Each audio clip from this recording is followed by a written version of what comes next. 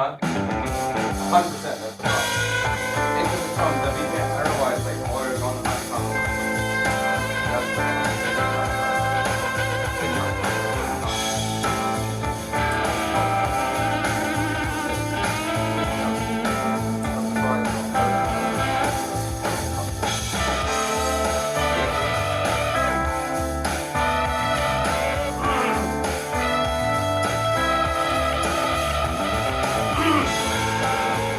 okay. I am ready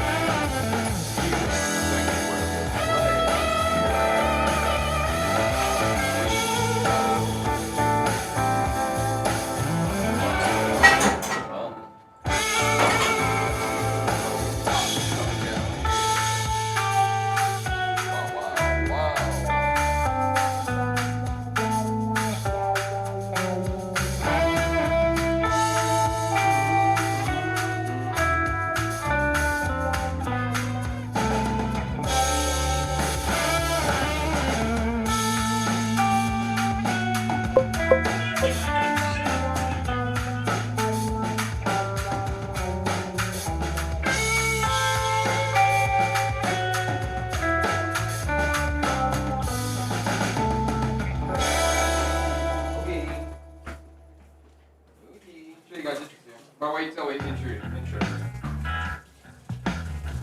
Wait until the bro is intro.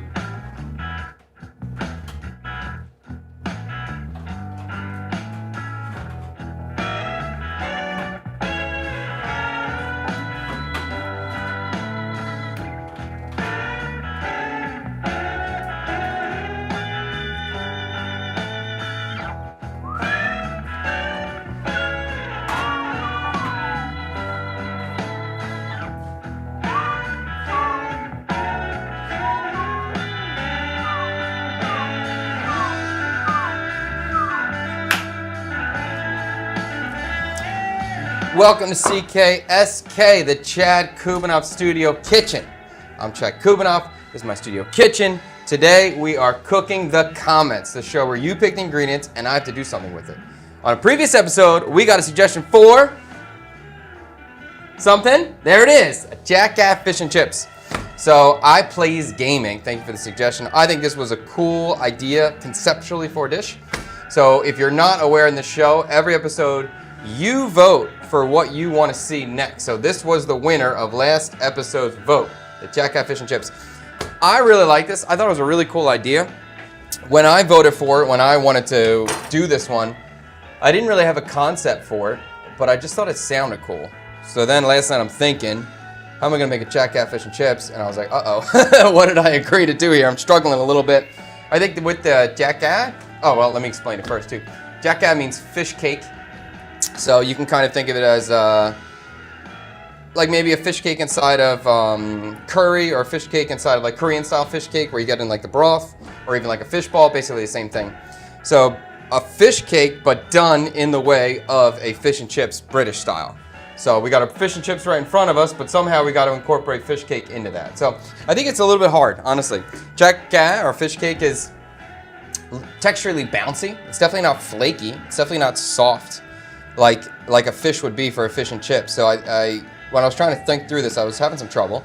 And even the idea of a chip was kind of hard for me too, because I think that I don't feel confident in executing a delicious French fry with the potatoes that I get around here. So usually I can get Yukon Gold potatoes, which are not ideal. They're okay.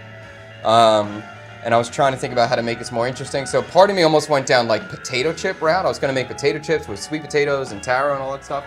But then I thought about potentially doing sweet potato fries or a sweet potato chip like I did. I've been talking the last couple weeks, if you've been watching the show, you'll know, like, I really love this new technique of freezing the sweet potatoes and then cooking them, and they get really soft. So I thought I would try a chip like that, making a sweet potato chip like that. But I still didn't have 100% confidence, so I also am doing a yuca chip as well, just have a backup. So the thought process, or the angle that we're gonna come from today, is we're gonna try to do like a fish cake curry, but transformed into a fish and chips presentation.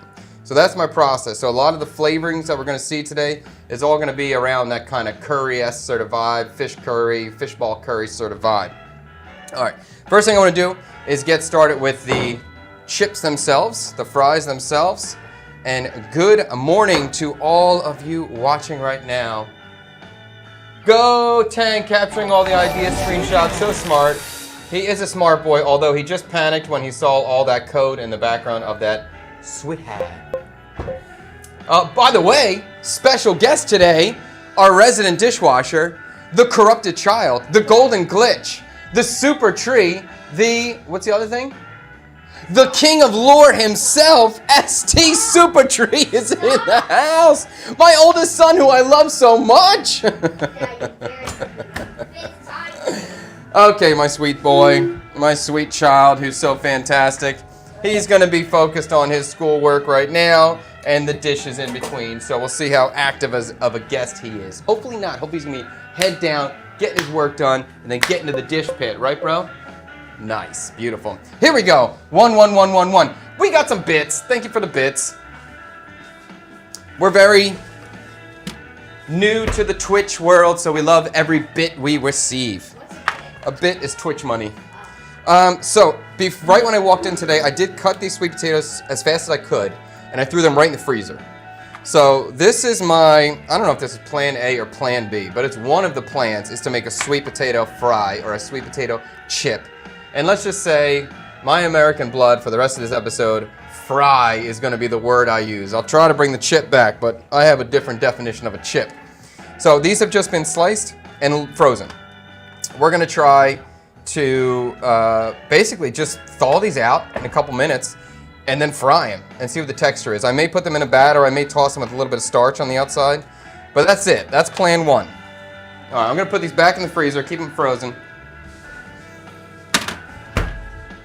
Plan number 2 is to make a yucca or a yuca or a kwai mi, or I can't think of any other names for this thing. But I'm going to cut these first, which for some reason was extremely hard for me to find today in the markets. I was really driving around all day looking for these things. So I'm going to just peel them. I've never made yuca chips before, or yuca fries. I've had them before, and I thought they were amazing. Like, I was really surprised how delicious they were. That's a bad one. Cutting deeper. Okay. Oh, that's not good on that side either. Yeah, I've had them. I think I had once or twice. I've had yuca fries, and they were pretty damn delicious. So I'm excited. Hopefully, I can produce something delicious. And they seem easy to make. Basically, we peel it, steam it, and then fry it. I mean, it's really not much to it. This is considered poor people food. This poor people food? Why couldn't I get it at the market? Because nobody buy it. Dude, it was hard. I was looking. Let me try the peel and see if that's gonna be the way to go. Yeah, that'll work. Yes, I do know that, like, during the war in the South, this is what all the soldiers lived off of. Just basically this steamed or boiled, and if they were lucky, they dipped it into some sesame salt or sugar or sesame sugar. That's kind of the thing. Sometimes on the streets, actually not sometimes, pretty much every morning, you will see some vendors just kind of with push carts who sell steamed yucca and steamed sweet potatoes. Do you ever get that? Not like in 5 years. It's now. like super nothing to it. You just buy it boiled, right? Do you dip and maybe dip it in salt? Very, very simple. It's never attracted me to stop. I didn't feel like it was worth a meal. But I'm sure some people grew up on it and love it.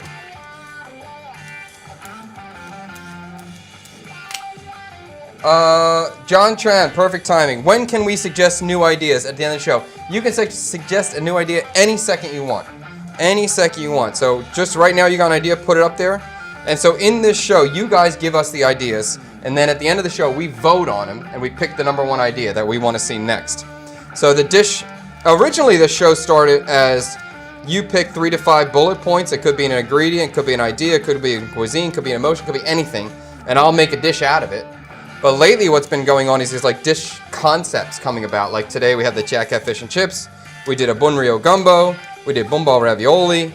So however you want to interpret that, you can give a dish idea, you can give a list of ingredients, you can give an emotion, whatever you want. But we will vote on it at the end. So if you have an idea, throw it up there. Your son is doing his homework. Are your kids homeschooled? Yes, we do homeschool the kids. And now I want lotus root chips since the roundness reminds me of. I would have gone, if we were going in the chip direction, part of me was thinking almost like a nacho. I was gonna like load it nachos with all these homemade different chips. And then the fish balls on top. But then it felt like it was nachos. I felt like I was cheating, so I didn't go that route. And I kind of forced my way to think of an idea to make this work. Oh, I'll give you a little bit of trigger warning too for all the British out there. There's going to be a lot of bad British accents and impersonations coming up, okay? Because the lashing of vinegar is going to happen. I can't help it. Alright, mate. Alright. I can't wait. It's raw! Sorry. With lamb sauce. Huh? Where's the lamb sauce? Lamb sauce? Yeah. I don't really work with yucca very much. I think I'm peeling down far enough. I hope so. And I know that yucca has like a big central unedible core, so I'm gonna have to cut that and remove that part. And then the other the other tip I heard about when making these kinds of fries or chips is just to make them bigger than you think. Don't try to make like thin chips or thin fries because they dry out. You want to make them fatter so they're crispy on the outside and creamy and like moist on the inside. So that's what I'm going to try to do. Did the peeling with the knives a few days ago make you go buy a new peeler? No, we found the peeler behind the sink where Tree said he already checked. So we did find it. But if I didn't find that peeler, I definitely would have bought it for sure. Ball pot pie, it's been mentioned in the past. It just hasn't won the vote yet. But that would be a fairly easy dish to see to come to life. I can imagine that very clearly, very quickly. So we could do that. Definitely an option. Should we put the ball burrito taco on? Like just standard, always in the top four. Ball burrito taco. It's so unlucky with the ball burrito taco. We'll get a taco soon. Actually, you know what? I like the last week we made a galbi buncha, like a Korean style buncha. I like that one. That was a top tier reinterpretation or top tier fusion dish we made here so far. And I like buncha. I would love to see more buncha varieties, buncha ideas. Okay, I think this one's good.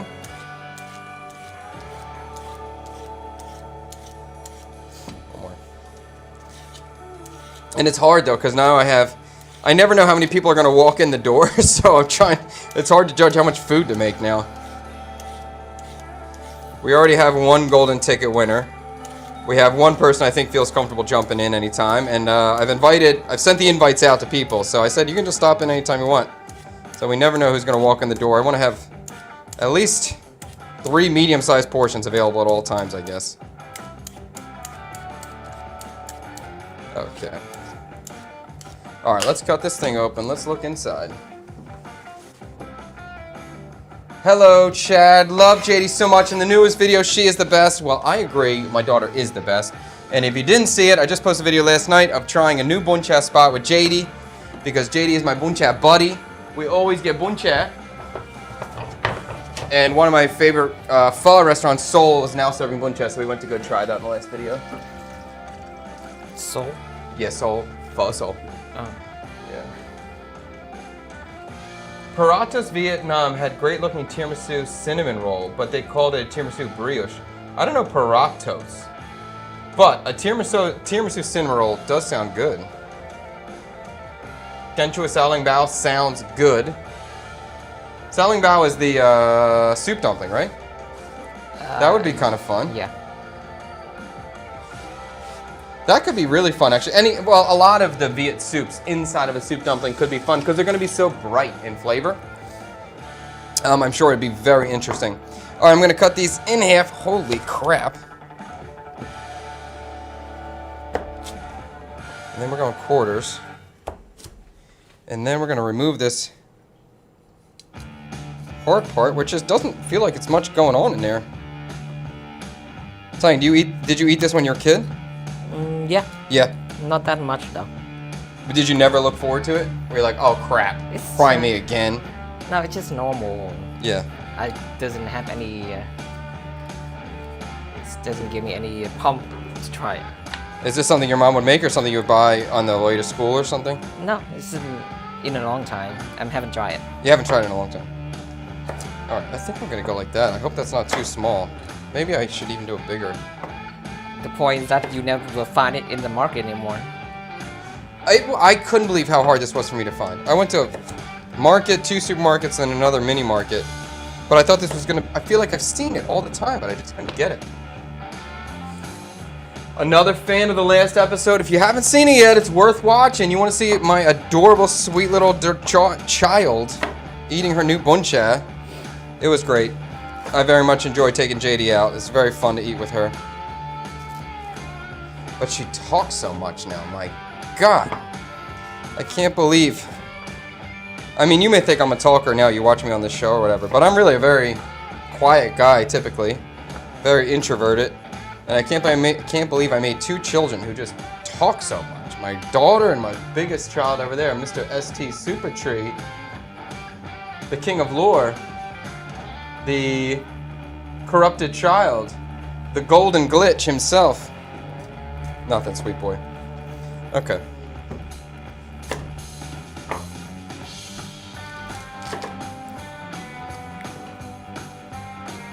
Oh, we got some stuff going on. They have a YouTube channel, but Paratus invested in cacao drying facility in Benche, now Vinlum. Oh, okay. It's like a European bakery firm. Paratus now in Vietnam trying to get cacao grown. Okay, cool. Definitely exciting to see the chocolate get developed in this country. There's a lot more chocolate producers and growers going on in the country now. Like when you go to 7-Eleven, you just see a lot of locally made bars. Although I don't know why they're so expensive. Like I want to buy the local chocolate, but it's really pricey.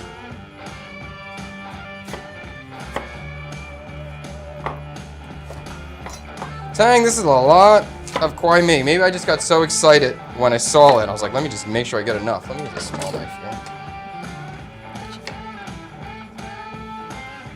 Maybe it's a vendor who tricked you to buy more. She did. She kept grabbing more. She did. I told her, I was like, I grabbed a couple, and then she's like, oh, have it all. Take it all. I'm like, no, please. Nobody buying it. That's why. It's weird that you guys don't eat this. Like, there's so much. A lot of cultures eat this all the time. And you barely eat it now. You just have more option to choose from. Maybe. But this, like, the fries I've had. Have you ever had these as a fry? No, Fried? never. See, when the fries I've had of this before, it was amazing. So good. Where did you have it? It was a Peruvian restaurant. It was a Peruvian roasted chicken spot in North Carolina, and it was fantastic. I think I never have this one. Fried. Fried, yeah. I know. I feel like there's some stuff you guys have here that you haven't tried the other techniques with, Yeah. and that's it. You kind of do it one way, and that's it. Like sake, the breadfruit. Like in Jamaica, that's their main food source, and you guys do one thing with it and barely use it at all, and you have it growing here. I don't understand. It's interesting to me. Have you guys had yuca fried before? Is that something you've tried before? Is that something you know what's going on with? Do you know how good these are going to be, hopefully? Okay, almost there, almost there. Tree, have you ever had yuca before? Have you ever had this vegetable before? I don't think you have, yeah.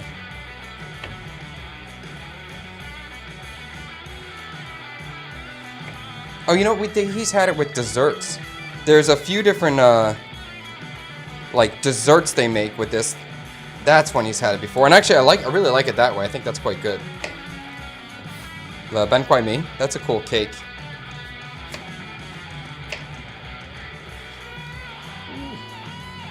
I hope Freddy comes. We're going to have a lot of fries here.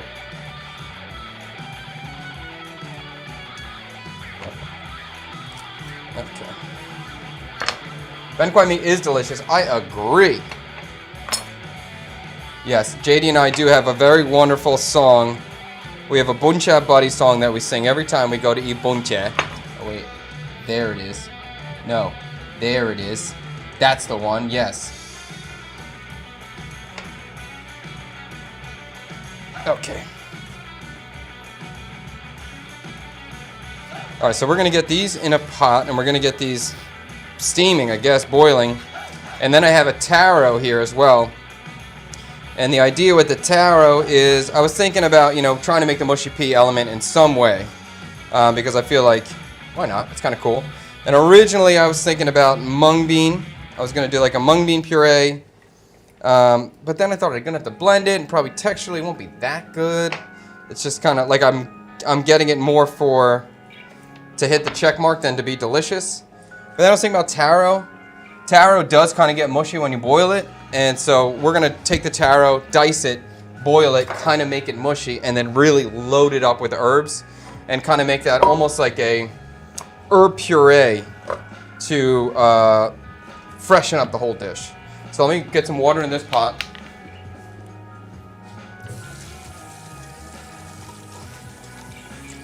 I'm gonna get some water. I'm just gonna rinse them very quickly, wash them very quickly.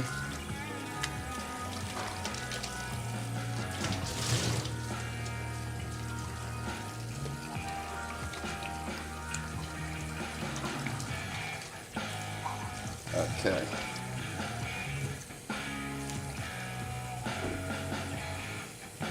Okay.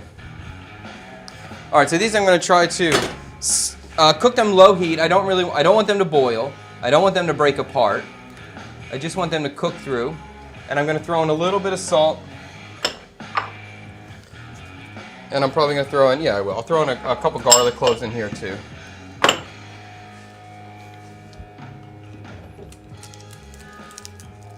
I don't have my usual garlic today, but this will work. How much garlic am I going to need for the rest of the stuff? Okay, I'll take that. Usual garlic? Usually I get those big giant cloves. This is the head. I usually get the lonely garlic. So I'm going to throw the garlic right in the water. I'm going to wait for Tang to get the camera so he can get his B-roll. He's got it. There's the garlic going in. Okay, next let's take down the taro. Taro will be much easier. Cut it, peel it. I think the garlic is pretty big already. That garlic, I did pick the biggest head I could find. But usually I get the lonely garlic where it's one clove. Because I'm a very lazy garlic peeler.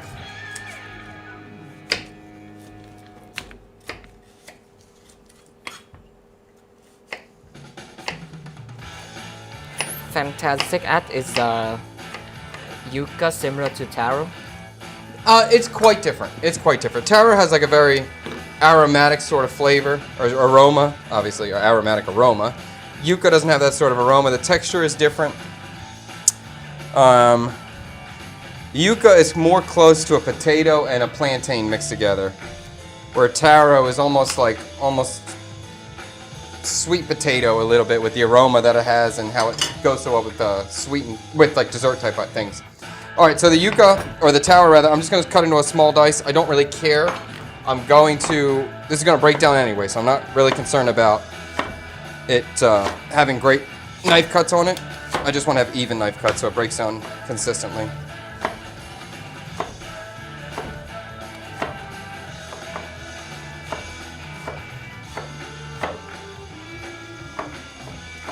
And I'm going to wash this taro, don't worry if you're freaking out. And this will be our last dirty job, I think, yes. Okay. This is going in the pot. In the big pot? The small pot? Let's go with this pot. Okay. All right, let me wash this real quick.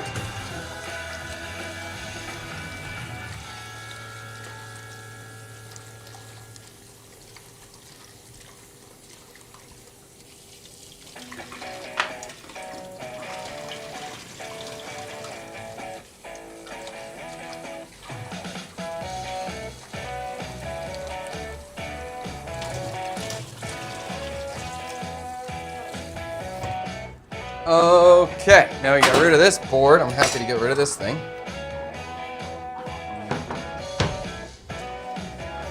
And so we're going to break this down into 4 components.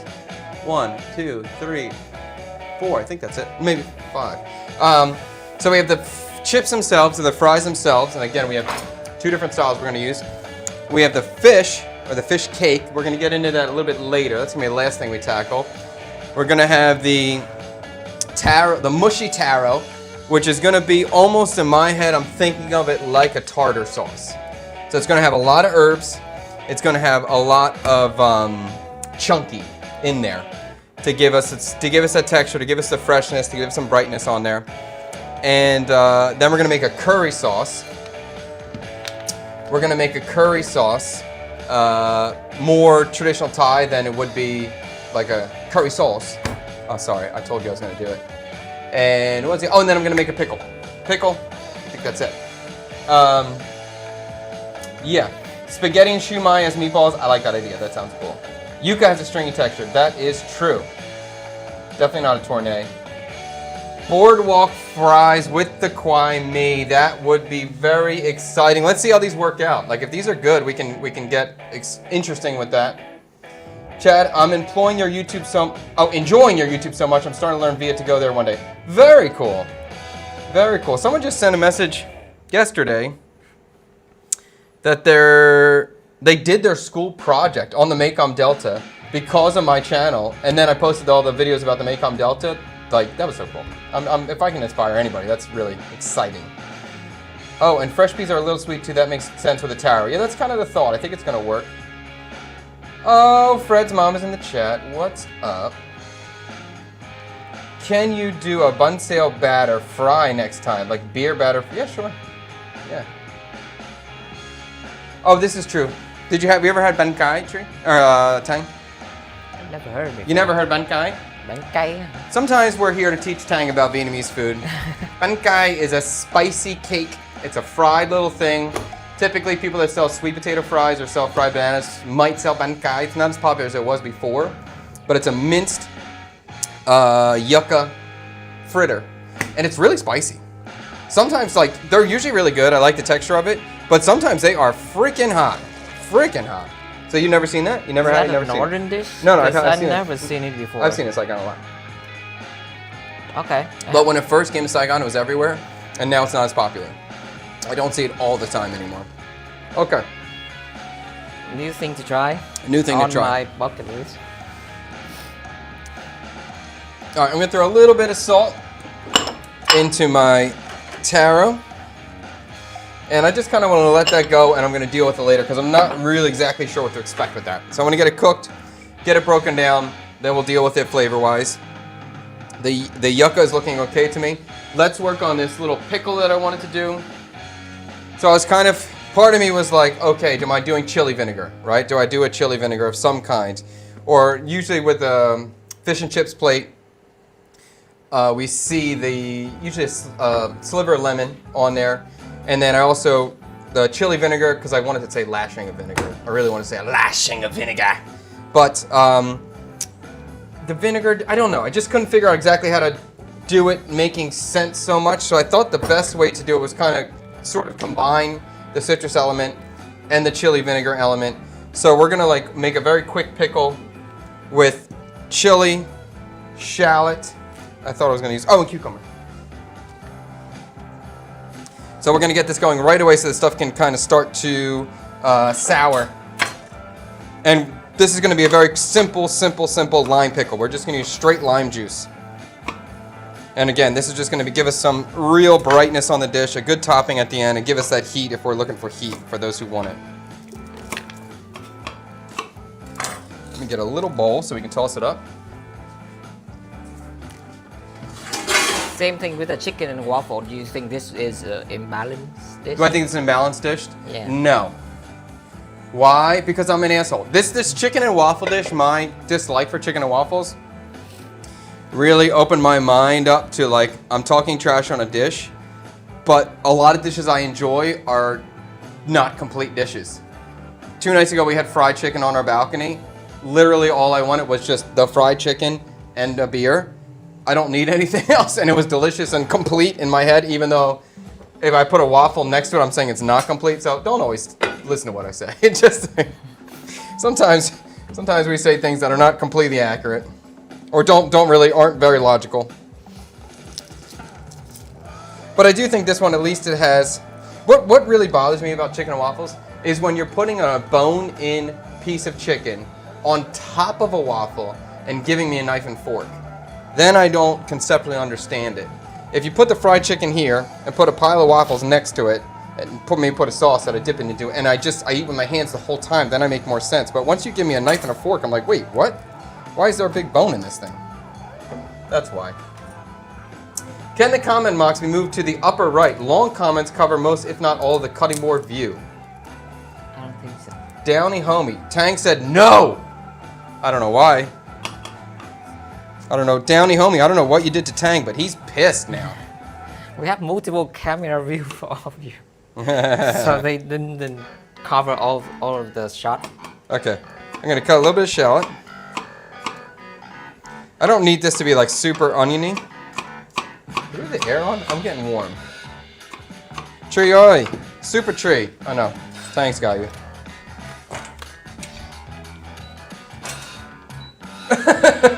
I had Thai food today and it felt like I was you. Okay.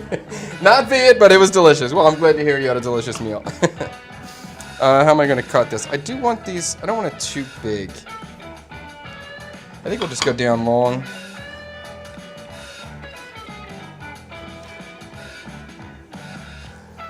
Okay. And then we're going to go cross section.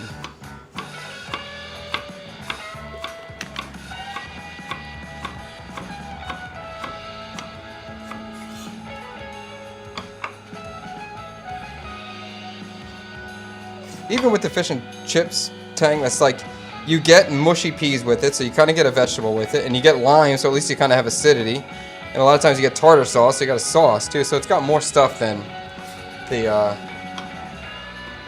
chicken and waffles.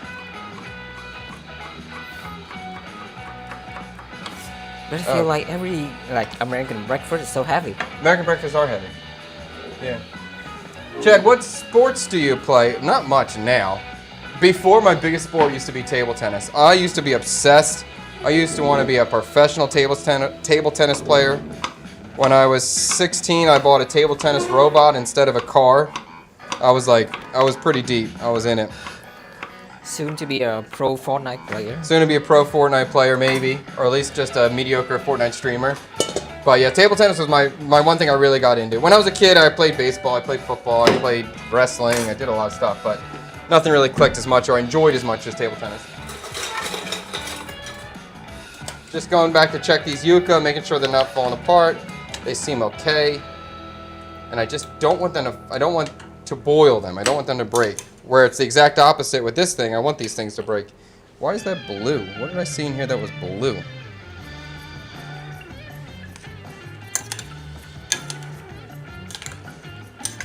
Okay. There it is.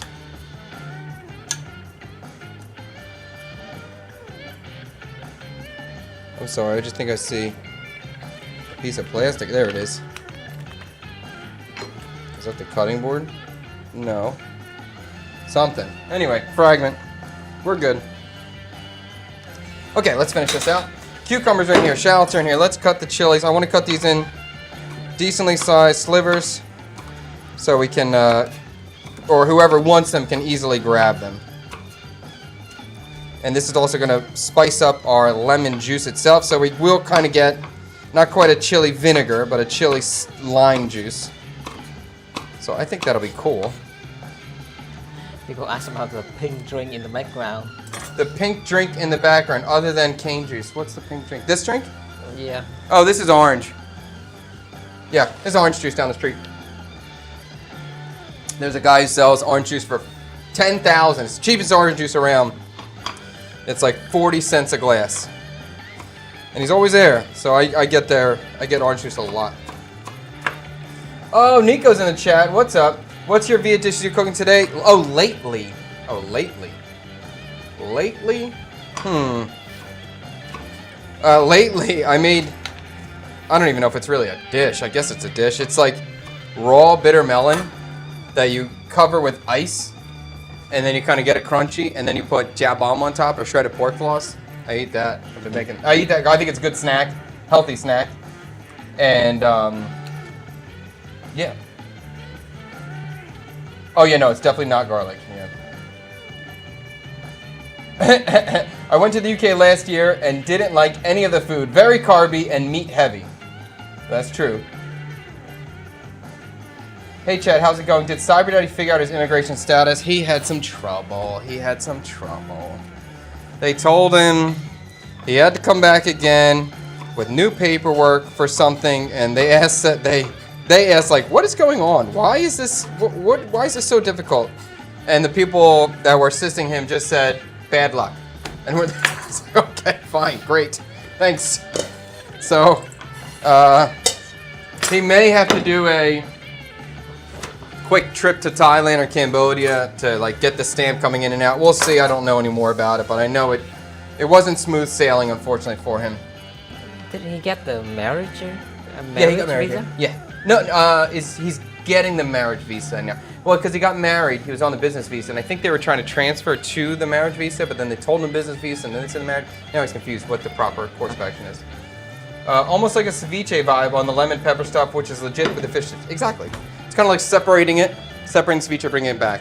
I did see a question before. I'm a little too deep for me to go back and search for it. Just asking about what kind of fish we're using today. We're going to use it's called teklak. It's like a knife fish that they always use for, or I'm told is the best for fish cake. I've never worked with it before, but I have it, so we're going to try it. We're going to figure it out together. And it's actually the same fish that if you ever have an aquarium, if you're ever in that, there it is. Yeah, there we go. Nice, dude. So I used to have this fish in my fish tank in America. I didn't know it was like a thing to eat here, but I guess these are very commonly grown in the Mekong, in this region. So they use them for fish cake a lot. And why do they say this is good for fish cake, Tank? What do they say is the good part of it? I think the texture is a bit firmer and the aromatic of it. The aroma and the texture is firmer, he's saying. Okay. Well, that's a little bit of a bummer. I don't think I want a firm fish for this, but we'll find out. We're in now, so we're going to have to make it work regardless. All right, let's try 2 limes first and see if that gets us there. So I have the chili, got the cucumber, got the shallot in here. I may put another shallot. But basically, I'm just trying to do a really quick pickle with the lime itself. And this works if you're not comfortable making pickles yet, or kind of doing the seasoning of a pickle, you can just use straight citrus juice. You could just use lemon juice or just use lime juice, and it'll give you a pretty damn good pickle in 20 minutes. Okay. All right, let's give this a stir. I think we're gonna need more lime. Yeah, definitely.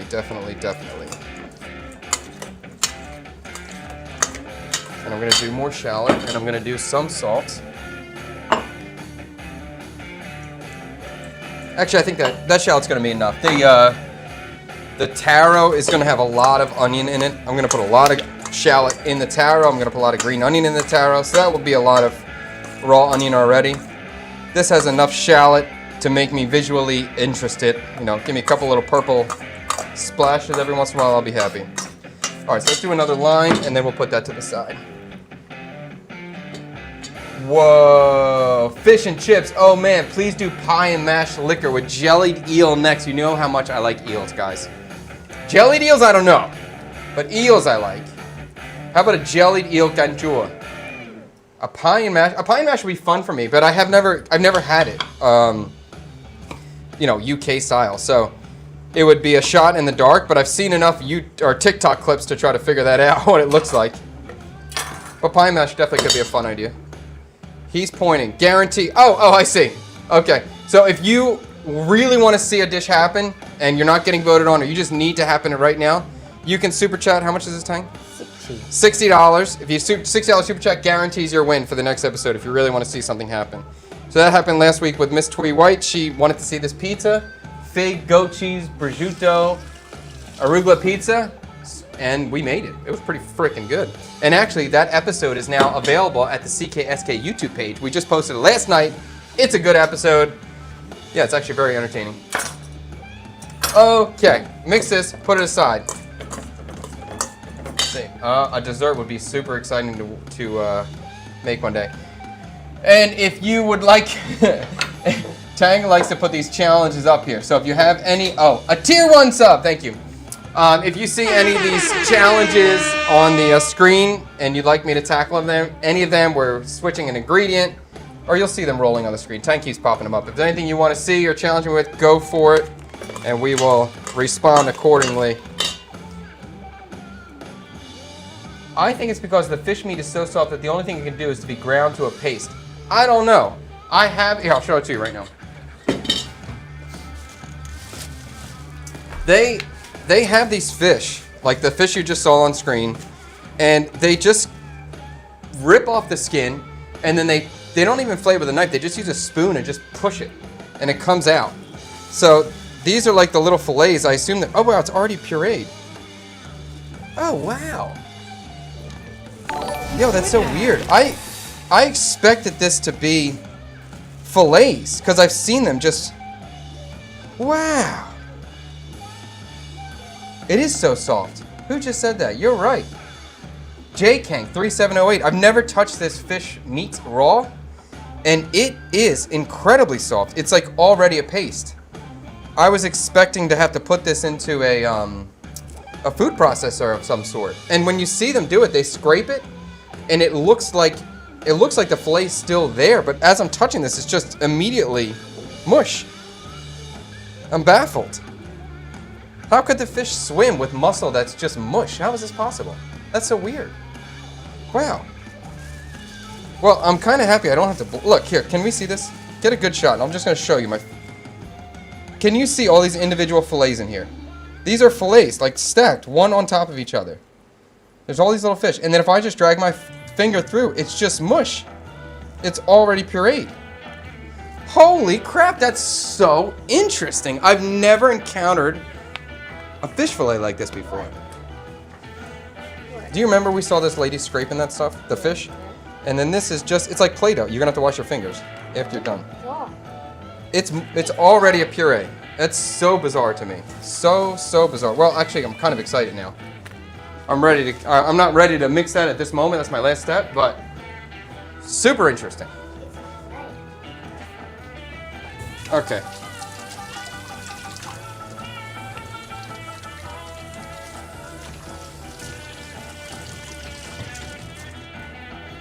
Wow, bizarre. I'm a little, I kind of wanted to have, my thought was to puree half of the fish and use the other half of the fish kind of chopped up so we would have some chunk, some texture, because I'm worried about just having fish puree for the fish and chips where the texture won't be so nice. But that's not going to work out. That's already pureed, so I'll think about that when we get to that point. Okay. I need to see a shrimp and grits inspired congee. Nico, I would love to make it. Thank you for the super chat. I need to see a shrimp and grits inspired congee. What was there a shrimp and grits?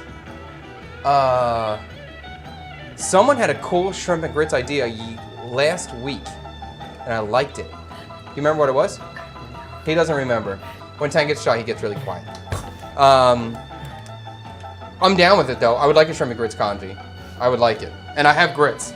And I'm really I'm been into a cornmeal phase lately. I really am appreciating cornmeal more than I ever did before. All right, I want to see how this taro or yucca is looking. Let's see if we can put a knife through it yet. Shrimp and grits inspired congee. What was the other shrimp and grits? I was so excited about it last week when it was said. Okay, these seem like they're cooked through. I'm gonna try to go a little longer, maybe 5 more minutes on that. They can push the meat out of the fish with a rolling pin without skinning. That's crazy. I have not seen filet taklak before. So weird. Panda and mung bean tiramisu, I like it. I like it. You need to mix One Direction to make the fish meat more chewy. Sometimes you hear that kind of stuff where they're just like, you have to keep stirring in the same way. And I always think it's BS, but I'll try. I'll try to mix this in One Direction. Chef, I think you have a $10 donation, but I doesn't put the challenge up yet. But you think you need to do it? Oh. Well, we can ask you. Nico, Tang had one of the things for $10 was that I need to add more chili. So if you would like, you can tell me to add more chili into that if that's your preference or not, because you donated 10, so I appreciate that. Just give it a heads up if you want more chili. So this is going to be, you can see the towers over here. Hold on, we're waiting for him. Okay, and look at that, mushy. See the mushiness? See how this is just like mushy peas? Pretty darn perfect. So, and how quick was that? So I'm gonna put this back on the stove and just keep it super low heat, but you can see, there we go, freaking mushing up. That's gonna work out for us. And I'm gonna put a crap ton of herbs and all the sort of tartar sauce components. So it should be cool. I think that's gonna be good. The yucca's good. Okay, so let's move on to the curry sauce. And I did buy some fresh coconut milk today. Lately I've been just grabbing the cans of coconut milk, but I wanted to go fresh today. So I do have some coconut milk. We just got at the market. The only thing with this stuff is like, because they grate, it's good. It's really good. No doubt about that. But because they grate it right there and they have like a motor and they're spinning the coconut there, there's always some particulates at the bottom. I just mix it up, but it's never as white as what you would get in a can. So if you really need your product to be pure white, your best bet is actually to use the can. If you don't care about the color too much, you can use this, or you have to be super careful about letting it all drain to the bottom and then pouring out. Maybe I'll try to do that. Let's see if we can do that. Let me get a container.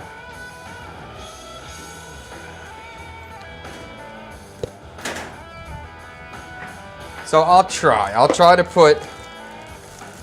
put this in here and let it settle a little bit so we can try to not put in all the brown crap. I'd prefer not to have it in there.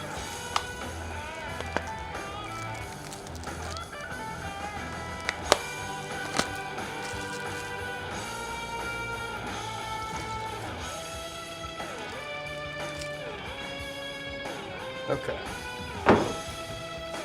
And I do have another bag. I haven't seen this vendor in a long time. I haven't bought from her. I think she gave me a lot of coconut milk for $1. I don't know what the deal was. I pulled up and she's like, long time no see, and I'm like, yeah. And then she made me, I feel like usually I would spend 70 or 80K, $3 or $4 on this, and this was only $1 today. I don't know why. More chili, Nico said. Okay, heard that. All right, so we'll put chili in the curry. I wasn't going to, but we'll put chili in the curry. I was intending to keep that not in a spicy element, but, you know, we must do what we must do. The chatters have commanded it.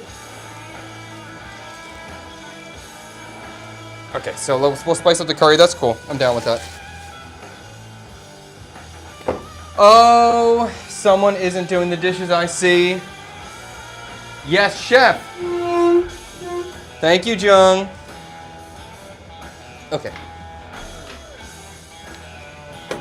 For the curry, we're gonna do lemongrass. We're gonna get all of our normal curry things. I got galangal, I got ginger, I got turmeric, I got onion, I'm gonna do garlic, shallot, I'm gonna hold back on the shallot. Okay, and let me pull the sweet potatoes out so they can start thawing.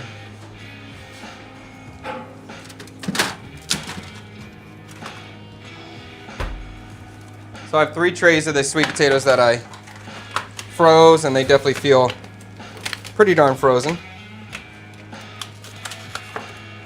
I'll just put these behind me so they can start thawing out. I dare you to lick it. What's that? I dare you to lick it. You want to lick it? Oh, I'm not. It's not that bad. I'm not going to stick to it. Have you ever seen the movie Christmas Story? You watched that movie? Did you like that movie? Yeah. When was the last time you watched that movie? 2 years ago. 2 years ago, really? I haven't seen it in a long time, but that's a good one. Let him work, Tweet. No, don't say that. He needs it.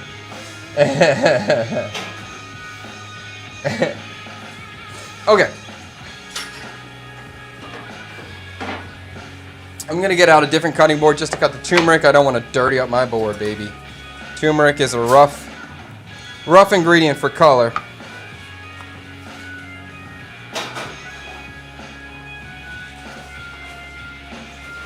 Hey, chef. Hey, chat. First time joining live stream. Your consistency is impressive. How do you keep up with YouTube? I work my ass off. I thank you I appreciate you joining. I appreciate your membership and everything. How do you keep up with YouTube? I just keep going. I keep going. I work all morning.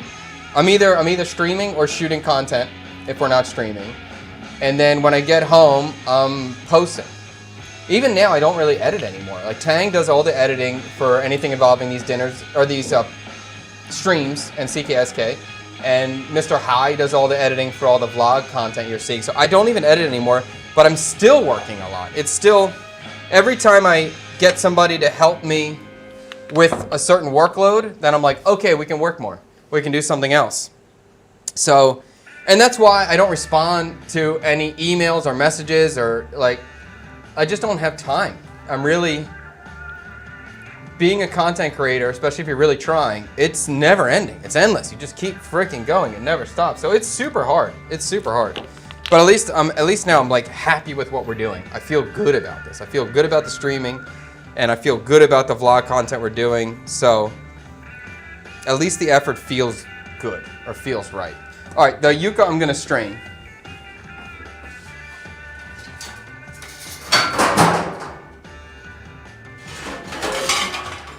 Hopefully these don't break apart. I feel like I got a little distracted with them. So I'm gonna try to pour it very carefully. Oh, they're gonna be fine. Okay, cool. That's cool. I might save this liquid. Maybe I might put it in the curry. Let me, what's up? You looking a little bit smoky. It's cool. Good B-roll, huh? Oh, wow. Get the thumbnail! Bro, look at the steam, bro. All right, let me move this back. I might save this, and we'll put these taro things back here so they can cool down, keep draining. You can see how they kind of, can we get a good shot or can we see this? See how you can see they have a lot of lines in them. They're kind of stringy, but when they fry, they should be nice.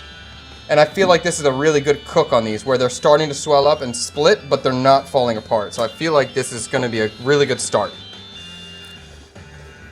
Okay. All right, and the turmeric. My intention here with all these, actually, let me think about this. I was thinking about really cutting the turmeric and the ginger and the galangal more of like a mince and kind of keeping it chunky. But maybe I won't. Maybe I would just make them big and strain it out. So it'll be more of like a traditional curry sauce. Okay, let's do that. All right, so I'm not gonna be too focused on super knife cuts. We're just gonna cut it thin so we can extract the flavor, and then we'll strain it out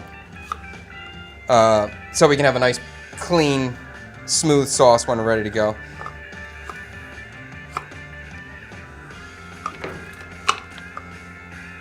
So I got turmeric, I got ginger.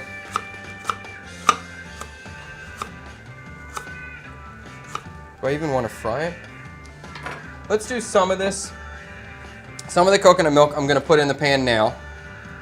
And I'm going to start reducing it so we can get the coconut oil out of here, and then we'll fry in the coconut oil itself. So let's do that. I'm going to throw the turmeric in right away with the ginger. And we're going to cook this down until all the liquid is gone and the coconut oil starts to split and it starts frying. That would be more of like a Thai technique for a coconut curry that I've seen before. I've never seen people do that here. Maybe they do. I just haven't seen it yet. And the galangal, let me give this a quick rinse. Chad, do you do for just yourself your me downtime? Oh, what do you do? I play guitar. I love guitar so much. Usually, if like, even the me time I play guitar, that's what I do, 100%. But if I have downtime, I'm still just trying to have family time. So usually we'll take the kids out on the street to go eat, or the mall, or now lately we've been playing games in the house because we just got a PlayStation 5. But before that, we never did that. And we also like to play board games too. Yeah, me time, play guitar, take a bath. I've been known to take an hour-long bath sometimes. Especially when I'm burnt out. And usually I try to climb the stairs and then just lay in the bathtub for 40 minutes or something. And we have a really nice bathtub too, that part's great.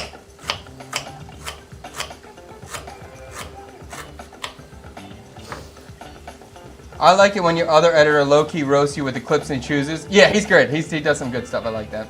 When you open the Bun Me shop, will you be adding as as much content. Also, how's the search for the Buttermeat location going? Yes, the content will be the same. We'll continue. Probably more content. I just need to get a, probably going to eventually need another editor to handle all the gaming stuff. Because part of my thought process is like, I stopped playing video games a long time ago, PlayStation 2 era. And I kind of got the idea like I could watch TV as long as I have a guitar in my hand. So that's kind of how I started playing guitar, as a way to like feel like I wasn't wasting my time watching TV. And the same thing with like the gaming now.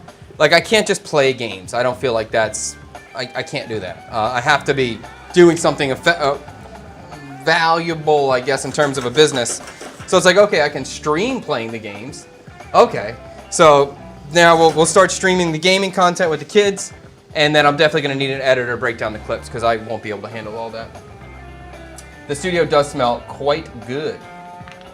Would love to see a lemongrass clam linguine. I would too, and I guarantee if we win, if that ever gets voted on, my wife will be here for that day. She would love that. She would super get into that. A little bit of chili, a little bit of lime would be quite good in there. How much are you planning to sell your banh mi for? Whoa. It's probably going to be $70K, I think. How would you describe the difference between ginger and galangal since they're the same family? That's a good question. Let's do a quick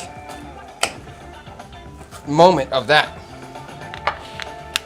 Whoa, whoa, whoa. It is CKSK's only golden ticket holder, Mr. Frederick Wilson, Cyber Daddy XX, the owner of Back of the Bike Tours, is here. Came bearing the gifts of water and Coke. I did super chat this week, so there's my super chat. Oh, you're sick, dude. People are asking. They're curious about you, buddy. How is your immigration paperwork going? That's what they're. Oh, it's been fun. I don't know. I went in and we went in the first day and they said something was. So they sent us to the basement. I've never been sent to the basement before. So they sent us to the basement, and I'm like, what's going on? Am I going to get, like, arrested or something? Like, that, It was in my mind. And so we went to the basement, and then I think we pissed the lady off because we'd never been to the basement before, and there was a room that we could see the lady in, but on the other side there's a window, but we couldn't see the window from the way that we came. So we just opened her door, and I'm pretty sure she was like, what are you opening my door Yeah, for? who's in my door? Yeah. And on the door's like, sorry, we had no idea, you're just in this glass box. Yeah. Anyway, so then we had to go around to the window, and basically she wants us to submit more stuff, and we can't get it done today. So we need to go back, submit more stuff, and then they made me another appointment. You can't get it done today. Yeah, that was the day. The other day, yeah. And so I had to take off one class in the morning the next day, went back to immigration, gave them papers, and then they said, oh, now you need this new paper. Because Vietnam recently did this thing where they did like a combination of a lot of the different districts. So they were removing some bureaucracy, so it's supposed to be easier for everybody. Okay. But now, if we submit something, we have to go get a new paper from the business registration, which we've never been to before. I've never seen this building before. Yeah. It was up in District 3. Went there, did this paperwork, and then had to go get another piece of paperwork and run down and get it. And so now we just don't know what's going to happen. Maybe they're going to give me a 3-month visa, not a 6-month like they normally do. Okay. Which is going to be tight because then I have to send my passport in to get a new passport because I only have a year left. So once I get the new passport, then we'll go to Ngop's hometown and then start the sponsorship TRC. This has gone a little heavy here. This is a little. We were asking her why is this why is it? I told him, yeah. What's that? Oh, you told him, right? Just bad luck. Yes, Yeah, bad luck. just bad luck. Pretty funny. That's fun. Yeah. Chad, has Fred ever missed your live cooking before? He's had a few episodes he missed, but he's like, never again. I'm not missing another one. Are you buying your wife dinner yet? Did I say it? Did I reference that? I don't remember. But I bought her. Oh, maybe from before. Yes, I do buy her dinner now. Yes, I just bought her a haircut yesterday too. Chad, are you a Scorpio? Yep. Okay. How would you describe the difference between ginger and galangal? Ginger versus galangal, what's the difference? There we go. Good hook there. Okay. All right. Ginger and galangal, very, very similar in terms of look, maybe a little bit in terms of flavor. Galangal's more white, ginger's a little bit more yellow. mean, ginger, we kind of know what ginger is. It's spicy. It's a little bit stringy. A little bit earthy in the spice level. Galangal. Ooh, that is spicy ginger. Galangal is much more fragrant.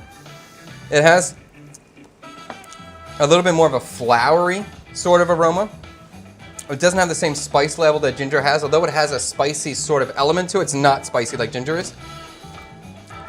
It's much more firm. It's much more fibrous. It's harder to cut. It's harder to peel. It's not something you really want to bite into. When it's small pieces, you can nibble on it. There's a little bit of a sweetness to it. There's a little bit of like a lychee sort of rose sort of vibe to it. I can't say that they're interchangeable, but they are similar. Both quite good. Used well in conjunction. You want the peeled piece or you want the, here, let me just, that's my nibbled. Like that? Is that, or you want the big ones? Ginger, galangal. Tang is coming in. Bada bing.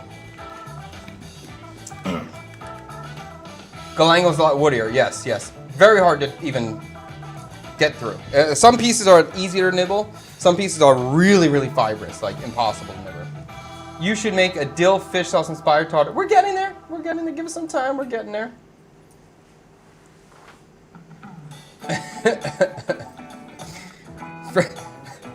Tree, Jung is sending you some toilet paper. Trees, toilet paper. Oh, your mom's a Scorpio too, Fred. My mom is a Scorpio. What, do Scorpios take baths? Is that a thing? Your mom's saying that she disappears in the bathtub?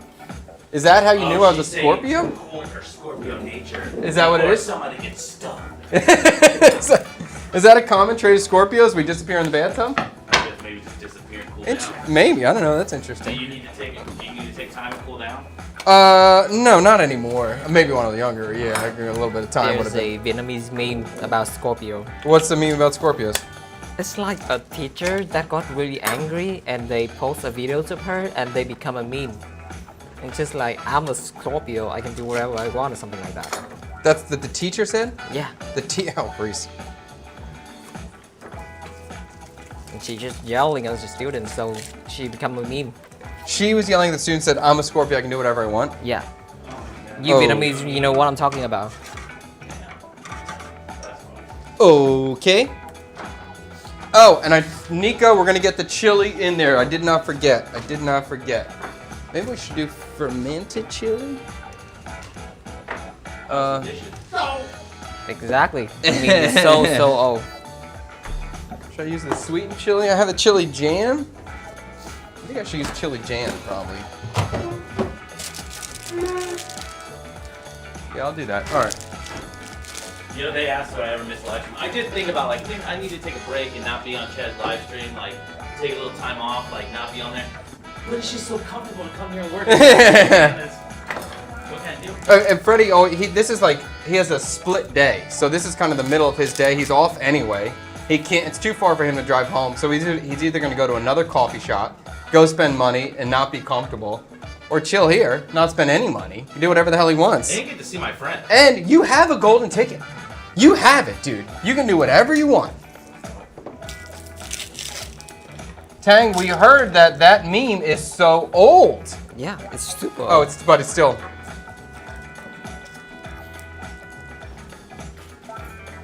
Chili definitely got to go in. I still remember the habanero chili sauce you let me try. I still got a little bit of fermenting over here. Nico was one of our guests at one of the CKSK pop-ups. I gotta say, top tier guest. Gotta say. Were you here with Nico? The ramen? He came with like a 4-top and they sat right here. I forget what meal. Oh, I think it was the Tron. It was the Tron day. Well, you weren't here for Tron. That was fun. No, I didn't meet him. No, he's a good guy. Okay. Coconut is still frying. We're going to continue reducing. It's getting thick. It's starting to split, which means it's close to the oil coming out. So we're very close there. Ooh, sweetheart. And I'm going to put half, wait, make sure. I have one onion. I got to make sure. This is going into that thing. And I have half here. Okay. Okay, so we'll do it like that. Okay. All right, so I'm going to put in some onion here as well, but again, I'm gonna strain this onion out so I don't care about the size too much. Fred, I gotta tell you, can you wash your hands so you can touch something for me? If that sounds good. I'm in. Yeah, okay. Let's go. Yeah. I just need you to touch something, bruh. Just get them hands clean. Thank you very much for the sauce. Thank you. I'm not falling for that again.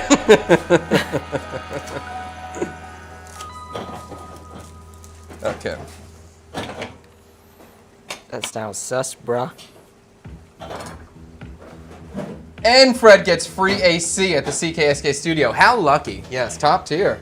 All he had to do is put in 22 years of friendship or however long it's been. And it's a long time. I feel it. Yes. I feel the years. Yeah, Oh man, you should tell them the story about our really fun night we had in Chicago Which one was a really fun night? when we were roommates, and Dan stopped by. Dan stopped by. Are there illegal substances in this story? Yes. Then no, don't hold that story back. Wait till we're off. Wait till we're off a different platform or something. I don't know all the rules on every platform. What do you need me to touch you? Look at. Do you know Jack-a-tack-lack? Yes. The knife fish one? No. Have you ever seen it? Do you ever see it when they scrape it with the spoon? No. This is the fish fillet. Okay. So they take the skin off and they push the fish off with a fish fillet. Touch it. This is not pureed. Really? There's been no knife in the interaction. There's no blender in any way. This is literally the fish fillet itself. This is its muscle. Is it only this fish that does that? Yes. I don't know if there's more, but I've never seen this before. That's cool. That freaked me out. That's really cool. And actually, when everybody says that you were doing the Jack-a fish and Yeah. chips, I wasn't so excited about it, like Yeah. thinking the Jack-a, but now I'm very excited. Yeah, about well, I don't know. I'm curious Yeah. to try it and see what texturally it's going to be like. That's very cool. That's sticky, guys. That's like a puree. It Yeah. looks, wow. And I'm excited because I thought I was going to have to blend it, and my blender's not strong, so I was a little worried about it. But that's freaking. Wow. It feels Crazy. It feels fatty. I'm gonna throw the lemongrass into the coconut milk mixture. I'm gonna throw the onions into the. Actually, I'm gonna wait on the onions. The onions are gonna have a lot of moisture. They're gonna release their moisture, so I'd rather throw them in later because I'm just trying to get the moisture out of here. And I'm just gonna stand here and crank the heat so we can get this moving. And since I'm right here, I'm not worried about it burning. I can throw a little sugar in now. Help this caramelization happen. Okay. And also, I'm going to finish it with the chili jam in here. So I don't want to add too much sugar because I will add some sweetness later at the end. But you'll see, we're going to fry it. Oh, it's so aromatic. Now it reached another level of heat because the water's leaving, and all of a sudden the galangal just got activated, and it's like, whoa. I'll tell you too, like we were talking about ginger and galangal differences. Michael crossed the road, sir. He hasn't experienced a lot of galangal. And so when I took him to try for the first couple times on the street, he wasn't a fan. He thought it tasted like a flower and he didn't like it. So just because you like ginger, you may not love galangal. I do like it. What did you eat on the street here that tasted galangal? Let me think. I think we were eating something where the galangal was nibbled on the side. No, it wasn't dog. Maybe I made something with galangal. I don't remember. But it's true. Galangal's not that common that you'll see all the time. They eat that with fake dog meat. Yeah, they eat it with fake dog meat. They do. Anything that's Only cooked. baked on me? What's happening with Michael? Haven't seen him on the live lately. It's live shy these days. He's a homebody right now. He is ready to open the bun shop. He just needs to do something. He needs to start working. And so that's kind of it. He's just feeling, what do I say? I guess he's feeling frustrated. He wants to move. He wants to work. And because we just don't have anything to really work on right now, he's struggling a little bit. But the problem is that TET is coming right now. So, like, there's not really anything you can do because nobody is listing new places to look at for the location because of TET. Nobody's really, we're so close to TET happening right now. You can't really do anything. Nothing is going to happen. Nobody wants to do anything before TET. Nobody wants to sign contracts before TET. It's there's not much we can do except wait. The location that we do like and that we would sign on. We just don't want to pay until March. We want to, if we could get this month for free and start paying in March, we would. But the owner of the property wants us to start paying basically the day after Tet. So it's like we're wasting money for a week. And even the week after Tet is slow. It's not like we can get things done or get our equipment ordered. It's just the timing is not ideal right now. I'm sure we're going to see Michael soon. I might just have to pick him up and put him on my shoulders and drive him here. Although I think tomorrow I could probably get him out of the house. I think we might do 24 hours only eating spicy food. So I could probably get him for that one. Or I might just do like 5 breakfasts you've never heard of in Vietnam. And get him out early for breakfast. We'll see. But tomorrow we'll definitely film some cool content. You might see him in Fortnite stream. Huh? You might see him on Fortnite You'll stream. see him playing Fortnite. I don't know if you can see him in live stream Fortnite, but you'll see. You go on Fortnite, you might see an old head over there. All right, so we can see this coconut is now dry. It is about to split. You can see how thick it is now. And this like kind of bubbling area, we know that we're going to start to see oil get released very soon. How did you make the fish and chips thumbnail for this live with the Fish and chips in there already. We're Magic. geniuses, bro. That's really Magic. good and really Top-tier fast. geniuses, Wow, bro. that is a top tier thumbnail. He's got good foresight into what the image will be, even though it won't be like that. I took the picture in the future and sent it back to the present day. That looks great. Okay. You will see it will turn out exactly like that. Chad, can you explain how to cook lemongrass? What parts are edible? Technically, it's all edible. It's just not pleasant. If you intend, basically, if you're not intending to keep the lemongrass in the dish, wait a minute. What? Holy crap! my God. Holy crap! Was he watching? Was he watching this whole time? Has he been camping outside? Unbelievable! Unbelievable! We were just talking about you. You've been on the top of the stream for the last 20 minutes. Unbelievable. Saying the chat is calling for you. Holy crap. Well, if you're new, Michael Cross the Road, sir, has just walked into the building. Old head, Uncle Mike. I got nothing else right now. The sweat of sweats. The sweatiest of the sweats. You can come. What's up? You're like not in there. You're in there. People have been One one. red mark still on my head. What happened? I just see that. Is your helmet? I don't know. Yeah, I guess it's my helmet. Okay. Well, we could talk about that later, I guess. No, it's my helmet. Okay. What do you make, Chef? Jack Cat fish cake, fish and chips. Listen, we could get lunch after this. We'll see what happens. I was like, I came here hungry. We're gonna try. When you're ready, I know you just walked in. You take your time. Whenever you're ready, if you just kind of want to talk about what's going on, people are curious, like where you been. And I was like, well, he's definitely frustrated right now. We're still trying to find location. We're stuck with the timing. But if there's anything else you want to elaborate on, but I'm sure people are pumped. Look at here, you just got sent energy, positive energy. You're sent. What's up, gang?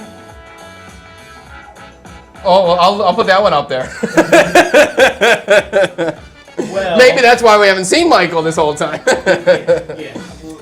All That's all I'll say right, about I'm gonna put the coconut curry. I'm gonna put the coconut milk in here. Tang, you want to get your shot? I'm gonna put coconut milk in here, and then I'm gonna let and I'll throw the onions. I'll let Michael talk for 5 minutes, if you want to. You don't have whatever. No, I can Are you talk, okay right I now? can talk. Okay, Yeah, I came, okay. I came Perfect. pumped up with the magic. I didn't Perfect. know. All right, so this is going in. Coconut milk's going in. I'm gonna try to not over pour and keep all that brown sediment on the bottom. I'm gonna throw the onions in.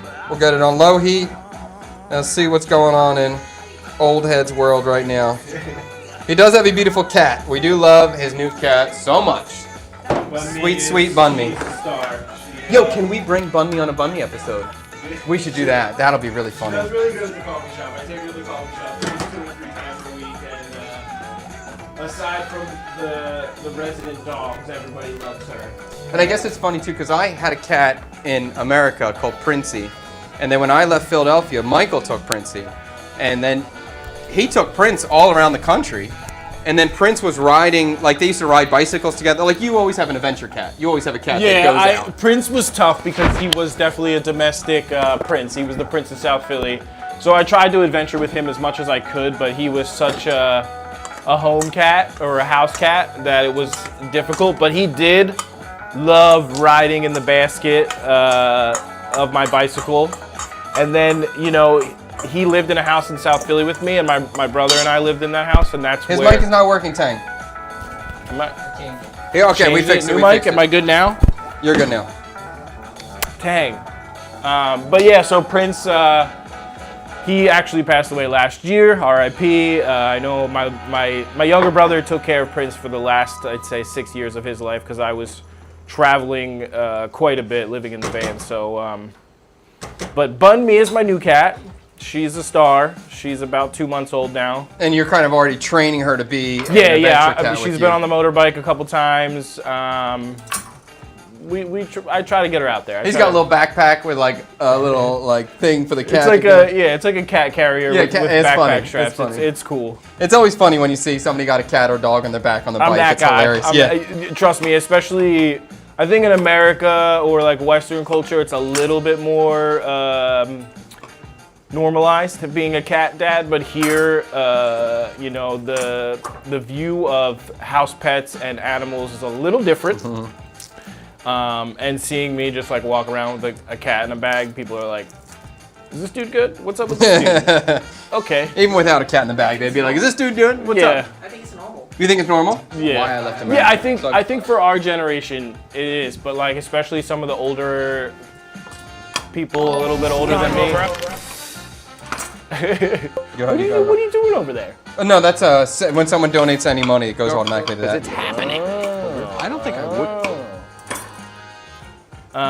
What is he trying to get a clip of Bun Mi? I guess so. Yeah. That's why I said, I was like, dude, I just heard my voice not me speaking. And I'll go back to that. What was it? Tweet 10? Is that it? Is that right? Oh yeah. I do Oh, okay. I do have a girlfriend. Oh, now he's putting it out I there. put it Oh, out. I think I it's- said it in You in a did, but previous I wasn't episode. like. I don't know if it's as straightforward, but yes. So that's, you know, been very helpful, but another thing to juggle. As far as the Bun Mi shop goes, because I think that's really what everyone wants to know. Yeah, and just maybe just what's going on with you in a while, because we haven't seen you in a while. You know, still negotiating the one building that we both kind of like, closer and closer every day. Tet is put like a huge bump in everything because, you know, we want to sign a lease, but we don't want to have a week or 10 days, whatever it is, of Tet just where everything closes because like getting the equipment, getting supplies is going to be really difficult. So we're just trying to negotiate around that. It's looking pretty good. So I think in the next week there will be an update. It's kind of my reason for getting closer to the studio because I was like, you know, Chad will probably be there. It's you know, it's the day he streams, so Yeah, I'll be here. I'll definitely be here. but still just looking, making plans. Are you enjoying living here right now? Enjoying your apartment? Enjoying It's Tet? there's a lot of things I am enjoying. I'm definitely starting to feel the frustrations of just living. I'm out of vacation mode. It's you know, there's just things that I'm living with and dealing with and trying to navigate. Especially like, you know, looking at my next visa run, it just happened so quickly. And I just want to be planned for it. I don't know if I want to do Cambodia again. I just want to make a trip out of it. But then it's like I'm trying to plan around the Bun Mi shop. So like I don't want to be gone for an extended amount of time, a month after we open or whatever it is. And also, I mean, if you go somewhere, you spend money too. I mean, Yeah. do you want to spend a couple and now $100 I'm a cat dad too, so Yeah, I got to you- get my cat. Well, you know, Yeah, that's part of true, the too. thing that I'm dealing with now is like I'm gonna go do Tet with you guys in Balop, and I need somebody to babysit my cat. Yeah.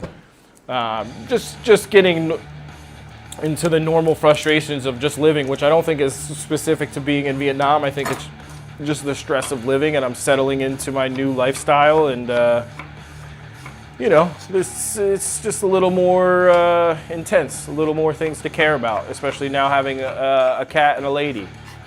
So. Well, Tweeteen's got another comment for you.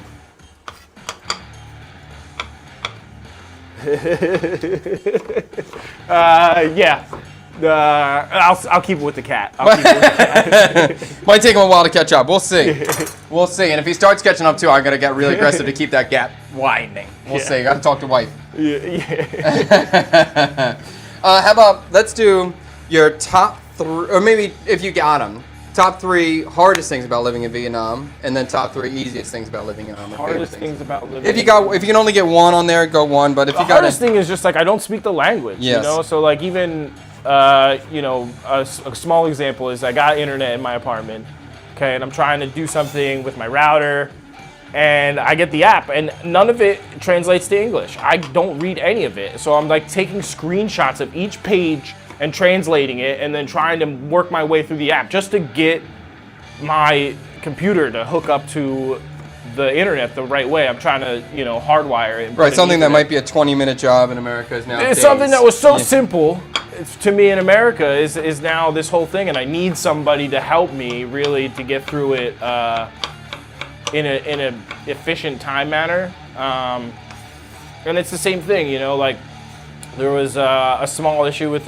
my apartment, and there's an app for the bills, and I'm trying to pay the bills, and I can't communicate with the office people because I don't speak the language, so I'm just trying to translate that. And for me, it's just like I'm just walking through it, or working through it, I should say.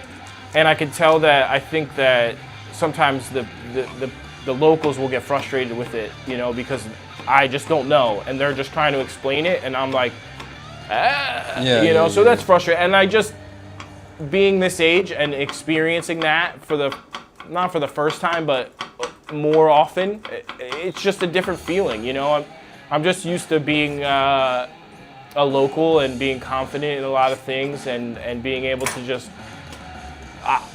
communication is one of my strong suits in America, or just in life in general. I love communicating with people, and it's easier for me to get things done because I am great at communicating with people, and it's been a new challenge. Is there anything that you're finding particularly easy or pleasant about living here now? I think easy is just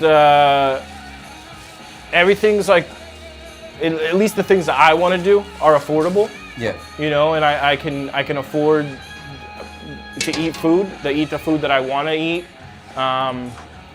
To go out with you guys and to go out with the family. It's not like in America it'd be like, okay, I did it this month, we can't do it again. Where here it's just like I just don't think about it. I'm just like, yeah, where are we going? Cool, sounds great. You nailed it. That's exactly. You don't have to worry. Like, let me check my bank account before I tell you. And just think about the budget. It's just like all that the aspect of living here. It's worry free, which was one of my biggest stressors in America because it was just a lot. So, what do you got going on there, Chef? I'm going to try the fish by itself just to get this texture. This is a fish. Yeah, what kind of fish we got? Can you show the picture? It's a freshwater fish. It's right? a knife fish. This is what I used to have in my fish tank. So what do you mean a night fish? Knife. Oh, night fish. See I thought you this? said night fish, and I was like, Have you ever seen this before? You see it in aquariums sometimes. Yeah, that's the one that I was trying to get. Like I was saying to you, it's good for aquaponics. Oh, really? So just like the diet that they have, and then the type of poop that they put out is nutrient dense. So like a lot of fish have nutrient dense feces, but this one specifically is a balanced one. So the nitrogen, the phosphates, and the sulfates, the potassium, all of it is really well balanced. So it's easy to. This is manage. the fillet of that fish. And then you just ground it up. I didn't even ground it. It just is a mush. Oh. I've never seen this before. Fred's never seen it before. I know the fish. They always say it's the best for fish cake. I was gonna say, is this the one that they use for like the fish cake? Yeah, they use a couple, but I've heard this is the best. And I thought maybe I didn't know why, but you don't even need. You just start with a spoon and it's a fish cake. I don't understand. It's so weird. So I just want to try a piece in the fryer right now just to understand what we're dealing with. My intention is to add minced onion into this mixture, but we'll see. Like, if this is incredibly soft already, I'm not going to want to add it. I'm going to put it in. The oil's not hot, but I don't really care. I just need to taste it. All right. In this, though, I definitely am going to add some dill.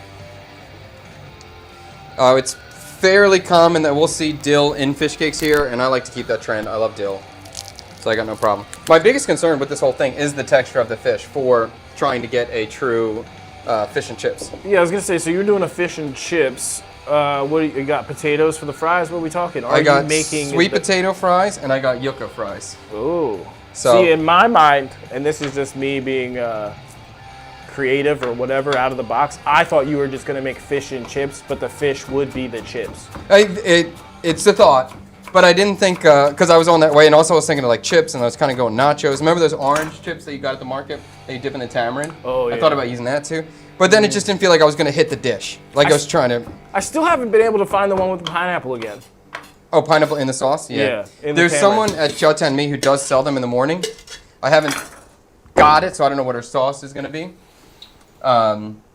Usually needed a bit to change the texture. To make it firmer, you're saying? Yeah, this doesn't sound appealing at all. You don't sound appealing at all, Sammy. Is it Sammy D? Yeah, Sammy D. Sammy D coming and swinging. It doesn't look great. But I Let's think just for give it a chance. I know, I was here. gonna say I think for like, you know, I'm thinking more of a fish stick aspect. I think it kind of makes sense for what you're trying to achieve. We'll see. My whole thing is I don't want it to be too firm because I feel like just a piece of fish cake on fries is not really. I want to replicate the fish fillet texture as much as possible. That's why I'm thinking minced onion might give some like pockets so it changes a little bit. Okay. I'm excited. I haven't given you a 5 in a long time. I told Really excited about Tweet was like, "Are you nervous about tomorrow?" I'm like, "No." I'm like, "If it's bad, who gives a shit?" Like, if it's a 6, it's a 6. That's what it is. I'm just trying. Because now you Right. don't have to cook. Right. No one's Yeah. paying. I'm not cooking for 12 people. It's okay. Yeah, it will become bouncy like the usual fish cake if I mix it. Okay, so I want to try it straight like this, and we'll Oh, see. that's interesting. Tweet asked you about that too. That means that you were thinking about it a little bit more than maybe other things. Last night. Yeah. I can't say I was thinking about it too. I was thinking about it a little bit last night. I was just trying to. Bummer. You know what you wouldn't have been stressed about the ball called Birria Taco? What did we miss? Can we go back? Is there a way to highlight just the user? Oh no, I don't want to miss Angela. Oh wait, is that it there? Yeah, lemongrass. Yeah, I did. I commented on that one, Angela. I'm sorry. Do you want me to tackle? Unsubscribing? Yeah, Wow, all that's- right, I was forget like- that. That's I like was like, crazy to me. Chad. Fine. Chad, what's happening? And It's tradition. Every time I'm on the stream, you lose at least one follower. I don't know what that was. That's a little rough there, Angeline, but okay. We used to pound it to get more bounce in the Jack Cat. Okay. Would you ever do a pop-up in the countryside? That would be your biggest critics, but it would also be something new for them. I don't know if it'd be a I'm gonna say pop-up. yes. It would just be a dinner that I'm inviting countryside people to. That would be fine. And Ted, I'm going to be cooking for my in-laws, so that'll be similar to it. But is it like a pop-up where I'm selling tickets? I can't imagine that. I'd probably just like, and the price point I have to sell it for wouldn't be easy for the countryside to afford, so I would just have to just do it for fun. And I would, for sure.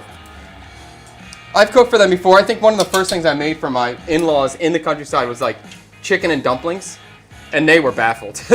They were very baffled by that dish. Fred wanted tacos. Oh yeah, he wanted the birria tacos. before. Everyone agrees. Yeah. Trey, you can do the dishes, buddy. All right, let me try. I'm gonna go back to this. I believe that from my research, because I'm always looking at visa stuff, there is some kind of retirement visa in the works for Vietnam, but I don't think it's been approved yet. They've been talking about it for Yeah, forever.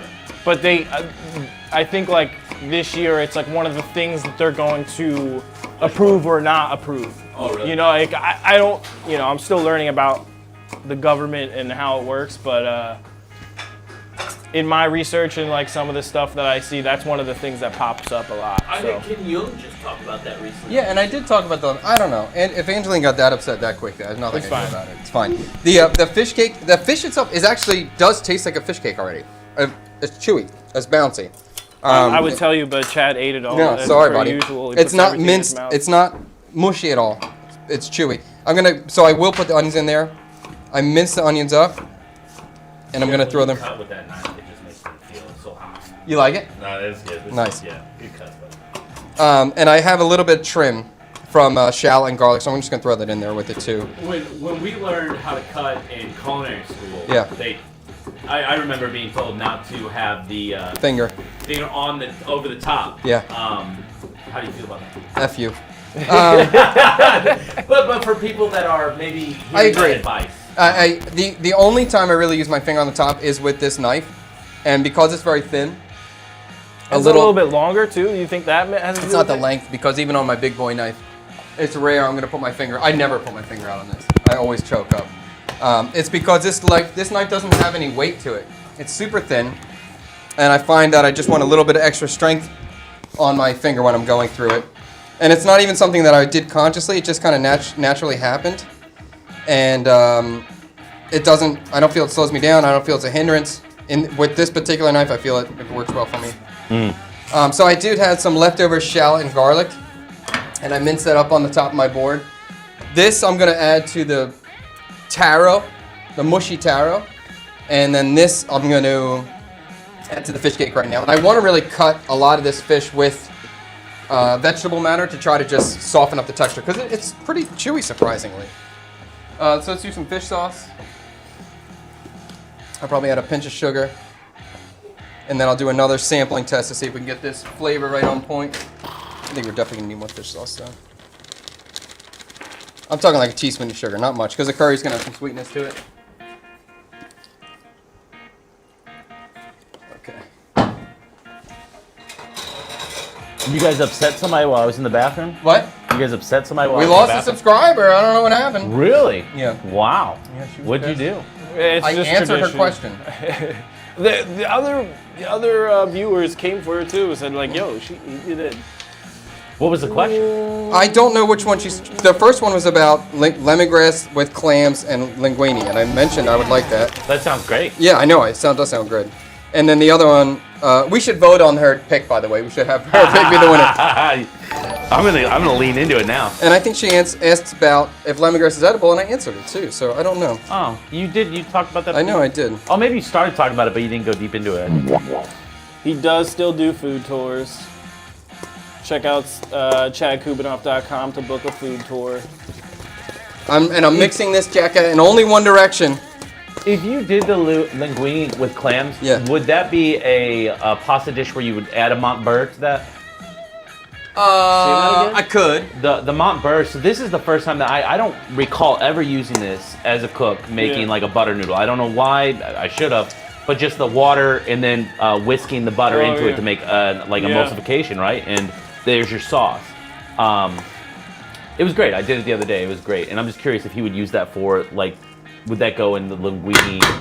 It depends on the thought process. If I was going Western with it and going butter, then yeah. But I might do it with coconut oil instead, or pork fat, and maybe I wouldn't do it. It would really just depend on the moment and what I was thinking about at that second. All right, so I'm going to try a little piece of this as is. So this has the onion, a touch of garlic, dill, fish sauce, and we'll do another little piece. Now the question is, like, am I going to dip this raw into a batter? Or I think I have to cook it first and then dip it into the batter.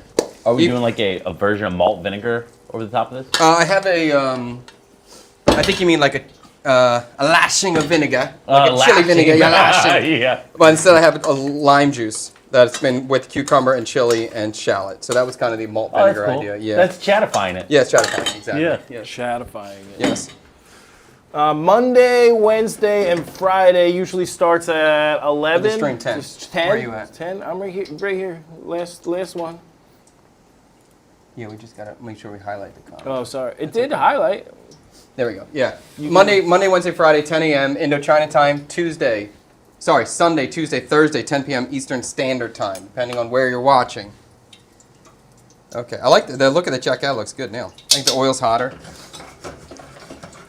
The coconut curry is super powerful, so I tasted that already. It has maybe the galangal might be even too strong in it. So I'm going to strain that out, and then we can thicken this up. I think I want to add a pinch more turmeric, though. I want the color to be a little bit more classic.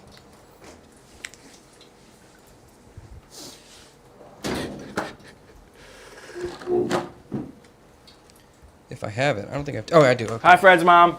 Yeah, Hi, she's Mom. always in. I just love that she always puts Fred's mom. I love it. I love it. I've started putting Charlene's son when I message in the chat. We had we were doing a vote a couple days ago, and somebody their screen name was Cyber Daddy's Daddy. So That's good. I really enjoyed that one. Cyber Daddy's Daddy. Music is coming back. I feel like I gotta up your playlist. You do need up to playlist. Yes, we need a new playlist. I could do some of that with my. What's going on over All right, there? now you can try. I got gum in my mouth.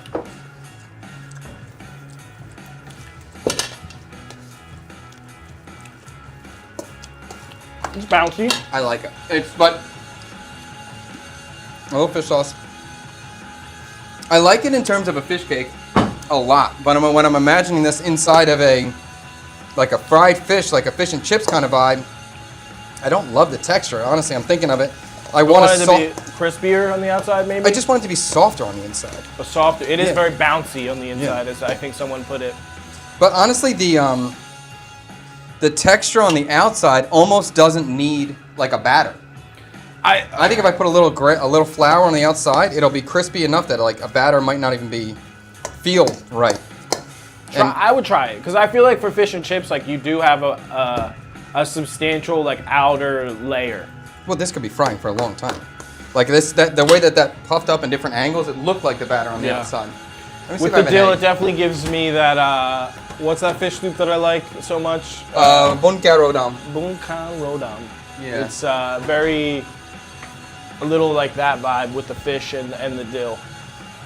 I'm just debating. I have an egg. I'm debating if I want to put the whole egg in or just the egg yolk. I want to soften it slightly. I think I'm just going to put the egg yolk in. Okay, let's go. That on the side. What's that? Let's go. Okay. let's go. Okay, let's go. What happened to the theme pop-ups at CKS? I missed those videos and always plan to do one when I visit Vietnam. They will come back, but not regularly, not every Friday. It's just too much work. It's too much work, and I'm glad you enjoyed the videos, but I don't feel like I'm getting a good stream out of it because I don't feel like I can focus on communicating with you, and I'm more focused on just cooking for the guests that are in the house and cooking. So I wasn't satisfied with the stream that we were producing with that sort of setup. I think if we can increase the production and have a couple more cameras, then maybe we could get a better overall stream with that style. It's just a huge show at that point, and I'm not ready to tackle that. $1,000. Huh? It's a lot of money. It'll be a lot of money to make it the way that I'd want to make it. Do you have any advice for a home cook trying to improve their knife skills? I feel like you gotta do like a knife video, dude. People ask a lot of stuff about your knife skills, and I know you're very confident in it. Yeah. I've tried to do it. TikTok doesn't like it. TikTok, why? Yeah. Because you. Like when I try to do sharpening videos in the past, they get demonetized or removed because I don't know. They just say it's a dangerous activity. Oh. Yeah. I could do it on YouTube. I could probably do it on a stream, but the TikTok stream might get taken off. But do I have any advice? There's really no real advice except that buy potatoes and practice. Get a ruler, get a potato, and then you just start trying to cut a 1/4 inch or 2 millimeters or whatever your unit of measurement you're comfortable in, and try to make straight lines. And just do that over and over again. Practice straight lines. Here's a question for Yeah, you. go for it. Did they have a cutting board that has a grid on it? A grid. There's like some with like measurements on them. Yeah. You could do it that way. I just feel like I'm a visual person. That might help me. Usually, like I had a little piece of plastic that had examples of every knife cut, so we could like take our cube and match it up to the cube. Oh, okay. I wouldn't say it's, you need to know exactly what 3 millimeters is. You just need to know what a straight line is and trying to get 3 straight lines in every dimension. That would be the only thing. Thank you for the music, Michael. It's good energy. Oh, I see. Oh, see, this is every time Michael comes, we lose a follower here. I was apparently answering that question when he walked in. Oh. Michael, are you going to be joining in on future Fortnite streams? I am the Fortnite stream. I'm the sweat. Yeah, he is the best player right now. Dumb question, but would breadcrumbs in the fish mix help? It would soften it for sure. But it would change it more bready in texture, and that's not what I'm looking for. It would be more fish meatball-y sort of vibes, and it would work if that's kind of the texture you're looking for. I'm trying to replicate a fish fillet with a fish paste, which is impossible, but I'm going to try. Let's do one more test now with that egg yolk addition. And we'll let it go a little while and see what it looks like. Sammy D just wanted you to know that he loves you, right? Oh, okay, heard that, whoops, Sammy. I- No problem, Sammy. At the moment now, I'm thinking I want to try this fish fillet. We'll let it go, and then if this needs to get battered, I don't want to cook it first. I do not want to do that. So I'm gonna shape them and throw them in the freezer for a few minutes, and then we can batter them so they'll have a little bit more structure. In the meantime, I'll strain out this coconut milk in a new pot. If I have one, I don't. Oh crap. He got a little all over the place when I walked in. He wasn't ready for me. He No, I was wasn't ready, prepared. and it was funny because we were literally, that was the last question we were talking about, and I did a spiel on you. We're like, wow. It's gonna be fish and chips. There's fried fish and there's potatoes. All right, so I'm obviously- straining the coconut milk through the strainer. I don't have a pot, so we're gonna go into a pan, and then we're gonna thicken this with some cornstarch, and this will be our curry sauce. Okay. Yeah, and we're gonna make that a little bit spicy. Oh, the interaction with the guests. Yeah. Well, the idea is that we're gonna try to get more guests into here, and really just have one or two guests here, and then we can focus on them. That's gonna be the idea. It was like I don't mind having one or two people is totally fine, but having 12 people and where I feel the need to entertain 12, that was the part that was so hard, and it was so much work. It was so much work every single week, and like. I would get done on Friday, late night. Saturday, I would just be a blob. I would just sit down and try to recover. Sunday, I would hang out with the family and money. It was like, oh crap, here it goes. We're starting again. What am I going to make? A knife video is very possible. We can totally do that. Tank, did you set up the Yes Chef on the board for Liam? For Tree? Not yet. Okay, heard that. All right, so I'm just pushing through this coconut. I'm trying to extract as much fat as I can. Probably going to do a little bit more turmeric again, just to try to get that right color we're looking for, or I'm looking for.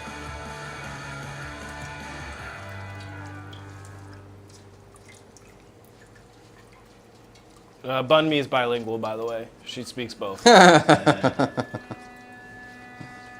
one of the questions. It's a cute cat. It's a very top tier cat. We do love Maybe it. she'll be a guest on the live stream. Which video is it?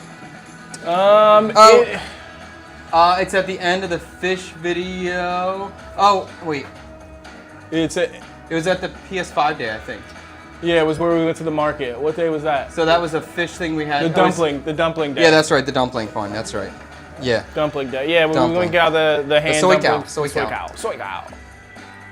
Soy cow day. Huh? Let me think what it was called. It was something like, I've been dreaming about this for 6 months or something like that. That was the video. Okay, so, oh, that thing is going. Wow. This is the mushy pea element. It's a mushy taro. Mushy pea. You know, mushy peas are always with fish and chips. If you're getting British. It doesn't. Maybe not in America. I'm just gonna say it, Chad. That doesn't look good. Whoa, whoa, get let's go sit down. Go sit down. What's this bro doing? Walking into CKSK, Chad Kubanov Studio Kitchen, talking trash. This is unbelievable. It just looks like You can go give me a 6 later when I'm done and not try to tilt me in the middle of the Out, and I round. was like, "What is this?" Will Bunmi get a golden ticket? Yes. Will Michael? No. Let me, all right, so garlic is going into my beautiful succulent mushy peas. We're going shallot, and I told you there was going to be a lot of raw onion. Okay, so I got a lot of shallot in here. I got a lot of garlic, and I'm not going to add the herbs yet. I know you probably get this question a lot, but how do you decide over purple onion, white onion, yellow onion? Sometimes it's just the color. Do I want, like with the coconut curry, I use the white because I didn't want to introduce any other color into it.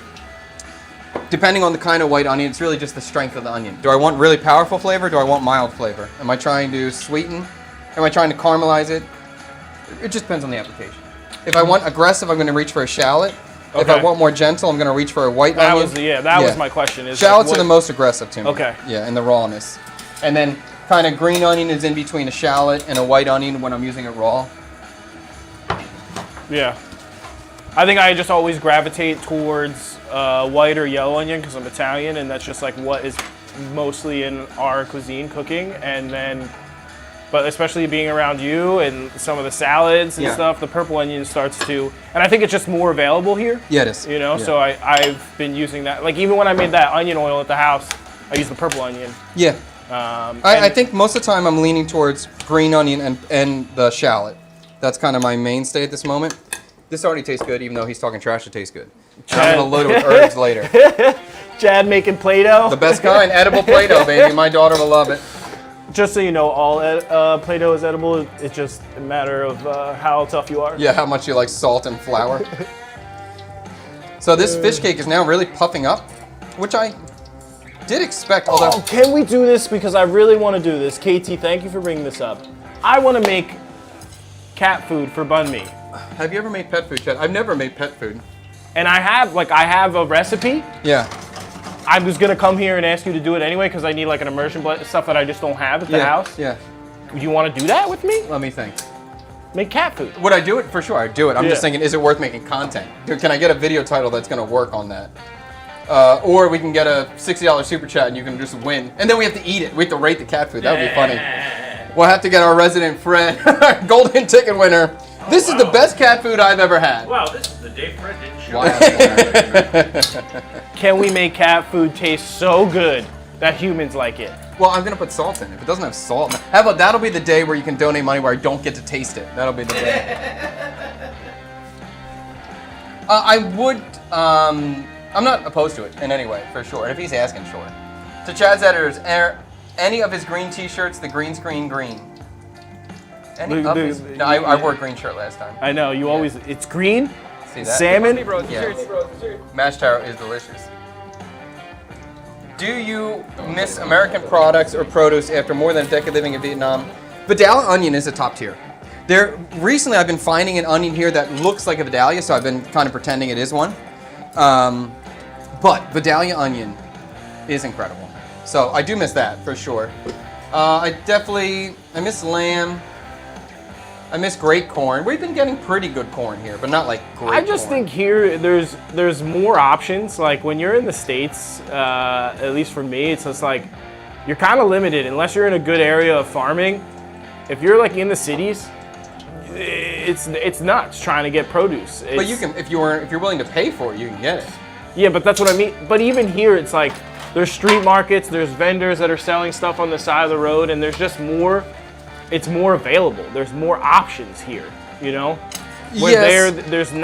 there's not farm stands. There's not that unless you're in a farming area. If you're in the city, you're not able to just go to a market and get some stuff at a good price. You I know? think you're just not a rich boy in the city because you can just go to a nice farmer's market in the city. I didn't shop it. I never got it. I'm just saying it's available. And there's different produce in America that's nice. So it's Oh yeah, for sure. The variety of some of the stuff is better, or different, I should say. I can't say it's better. okay. Wanna try? Okay. I feel better about the texture with the egg yolk in there. It's a little softer. Let me add a little bit more oil into this. Hot. Oh yeah. Get better. Okay. I think with the batter, it's going to work out. The seasoning's pretty good. It's not like, I wouldn't say it's seasoned to the level that I like, but I want to keep it a little slightly under-seasoned with everything else going on it. You wanna try? I'm going to thicken this coconut milk, and we're going to start frying. I think we're there. Hopefully, one of these chips is going to work out, whether it's going to be the sweet potato or the yucca. Oh, let's make... Hey, watch out. Let's thicken up this coconut milk. And then we'll make our batter and we'll be good to go.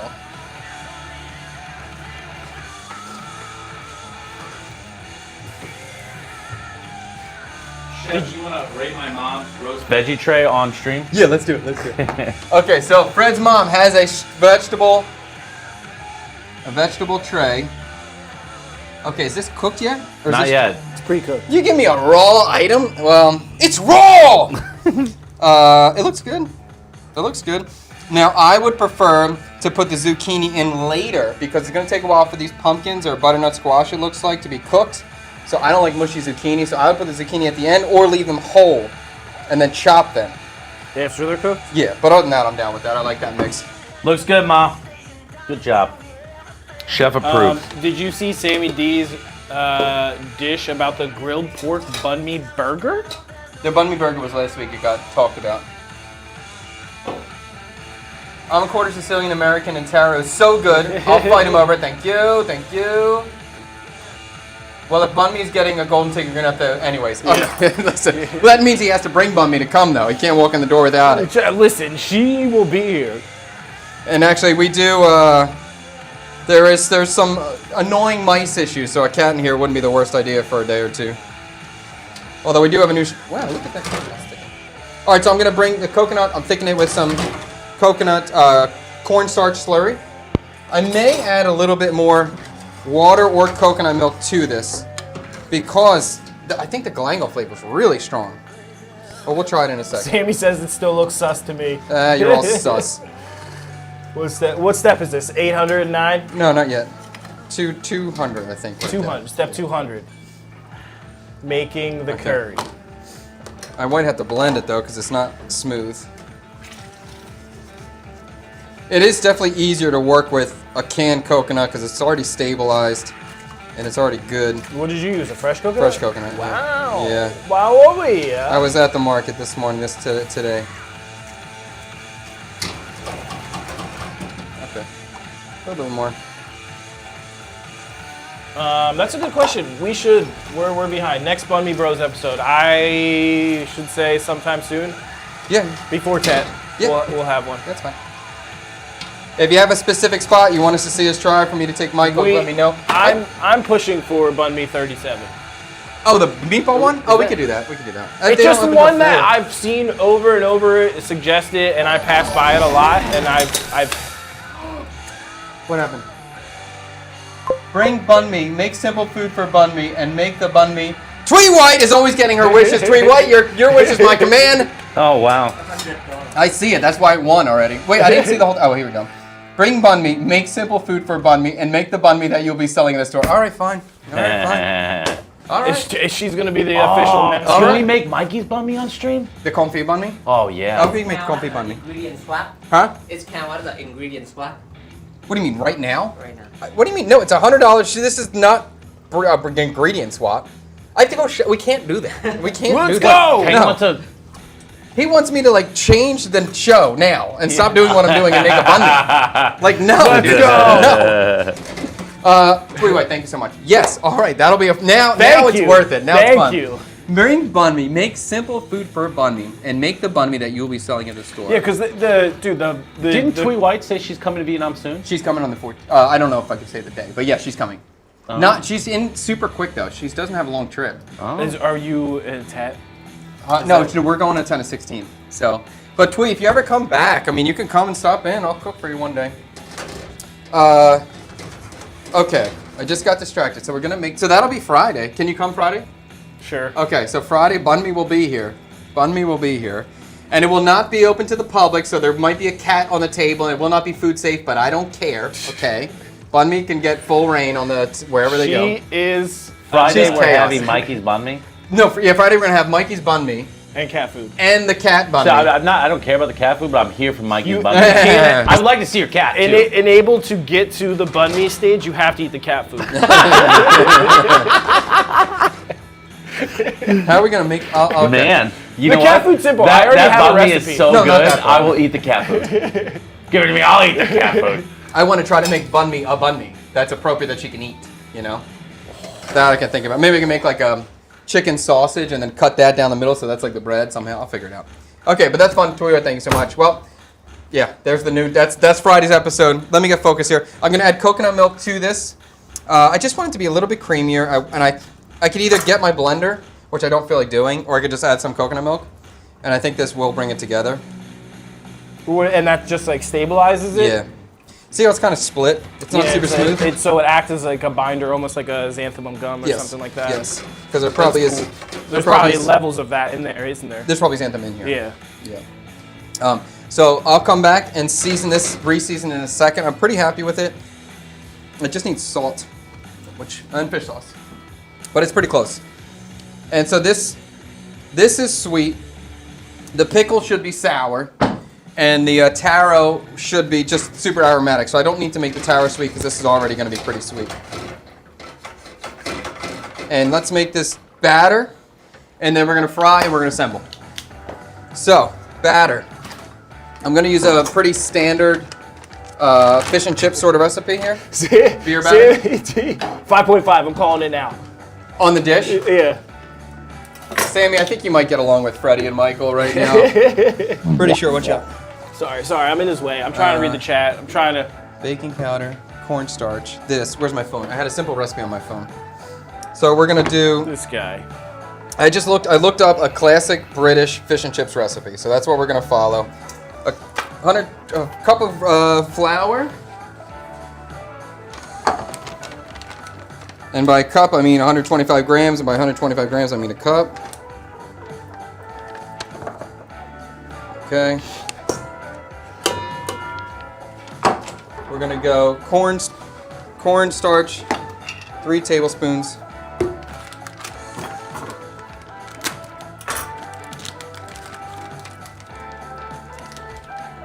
Okay. Wow, cooking for banh mi. Well, that'll be fun to do the pork confit banh mi. That'll be a good, that'll be a good thing to show off. I know, feeding the bánh mì không? Feeding a bun me. Wait, yeah, there's definitely something funny in there. We ate banh mi. Just something that alludes to you thinking that we ate a cat, but we didn't really eat the cat. That would be funny. I would never. Teaspoon of baking powder, and then we're gonna go with. I was gonna say that looked like a teaspoon, right? That was a lot of baking powder. Let's do a little. Let's just try to remove some of that. That seemed like dramatically more. That was a tablespoon more than a teaspoon. Are you okay? Yeah, I'm fine. Where's that beer? I have a beer in here. You have a beer? So you want me to chug it? No, I'm good. Oh, okay. Okay. Pinch of salt, and then we're gonna go beer to thin it out, and that's it. Oh, I like this question. This is a fun one. Michael, who's your favorite Michael, real or fictional? Ooh. This is tough. Do you have a favorite Michael besides me, Chad? I've been playing with Michael Myers a little bit. I do like Michael Myers. Honestly, I'm gonna have to say Michael Scott. Michael Scott's a winner. I agree with that 100%. That's my answer. He just, you know, especially when I was a manager of a retail store, I just tried to embody all that was Michael Scott and the things that he. Did you really? Oh my God, yeah. I just tried to be more like him.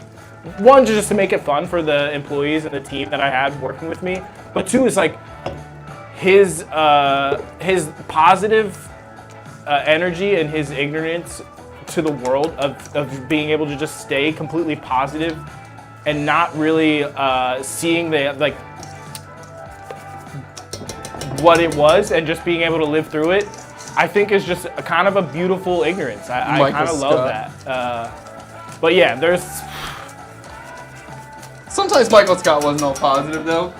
Oh my God! Oh my God! It's like, yeah, but I think the underlining thing is that he's just like especially when he's like in love with Jan or Holly, and he's just like, nothing can get me down.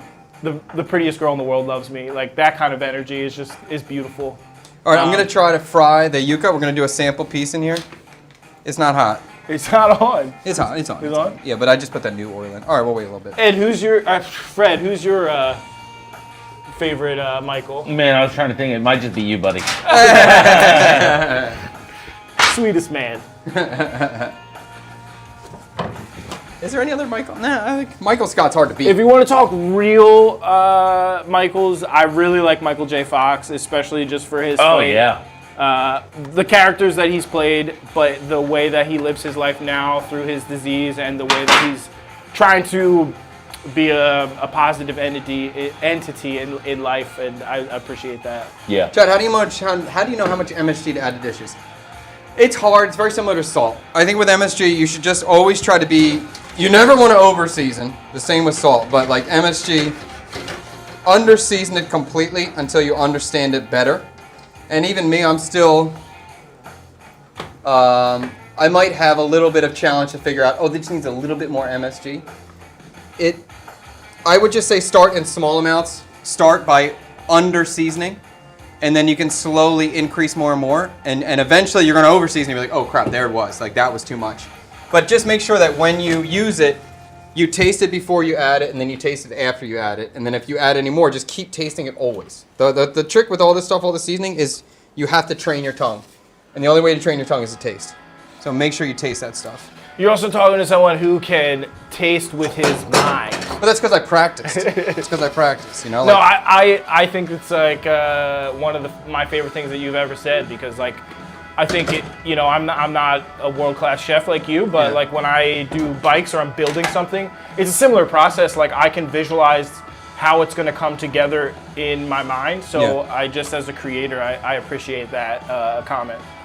yeah, and it's true. And it came through practice. That's how I can understand flavor. I can understand what something's going to taste like with that added to it or this added to it because I've done it so much. Michael Jordan is the GOAT. He is top. Michael Jackson is also great. The kids and I actually love Smooth Criminal. I actually showed them, what is it, Alien Ant Farm's version of Smooth Yeah. Criminal. JD dances to that a lot. So I'm going to cut my herbs up for the taro, for that mushy taro. Let's call it taro, herb taro puree, I'm going to call it. I'm just tired going of all to the call it Taro Play-Doh. Mike Tyson is good too. And for the taro, I have cilantro, green onion, and spearmint and Thai basil. So I said I'm going to make this super herby. I'm thinking of it as basically a tartar sauce puree with taro. That's kind of the idea. I want it chunky, I want it flavorful, and I want it as like a side. So this is good. I got a lot of Thai basil. I got a lot of herbs.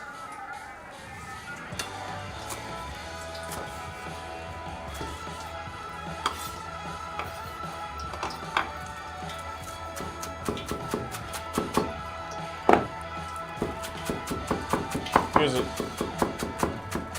question for all the boys. What was the dish you guys didn't like first in Vietnam but love now? You got an answer, friend? Not off the top of my head, I have to think. Something I didn't love right when I came, but I love now.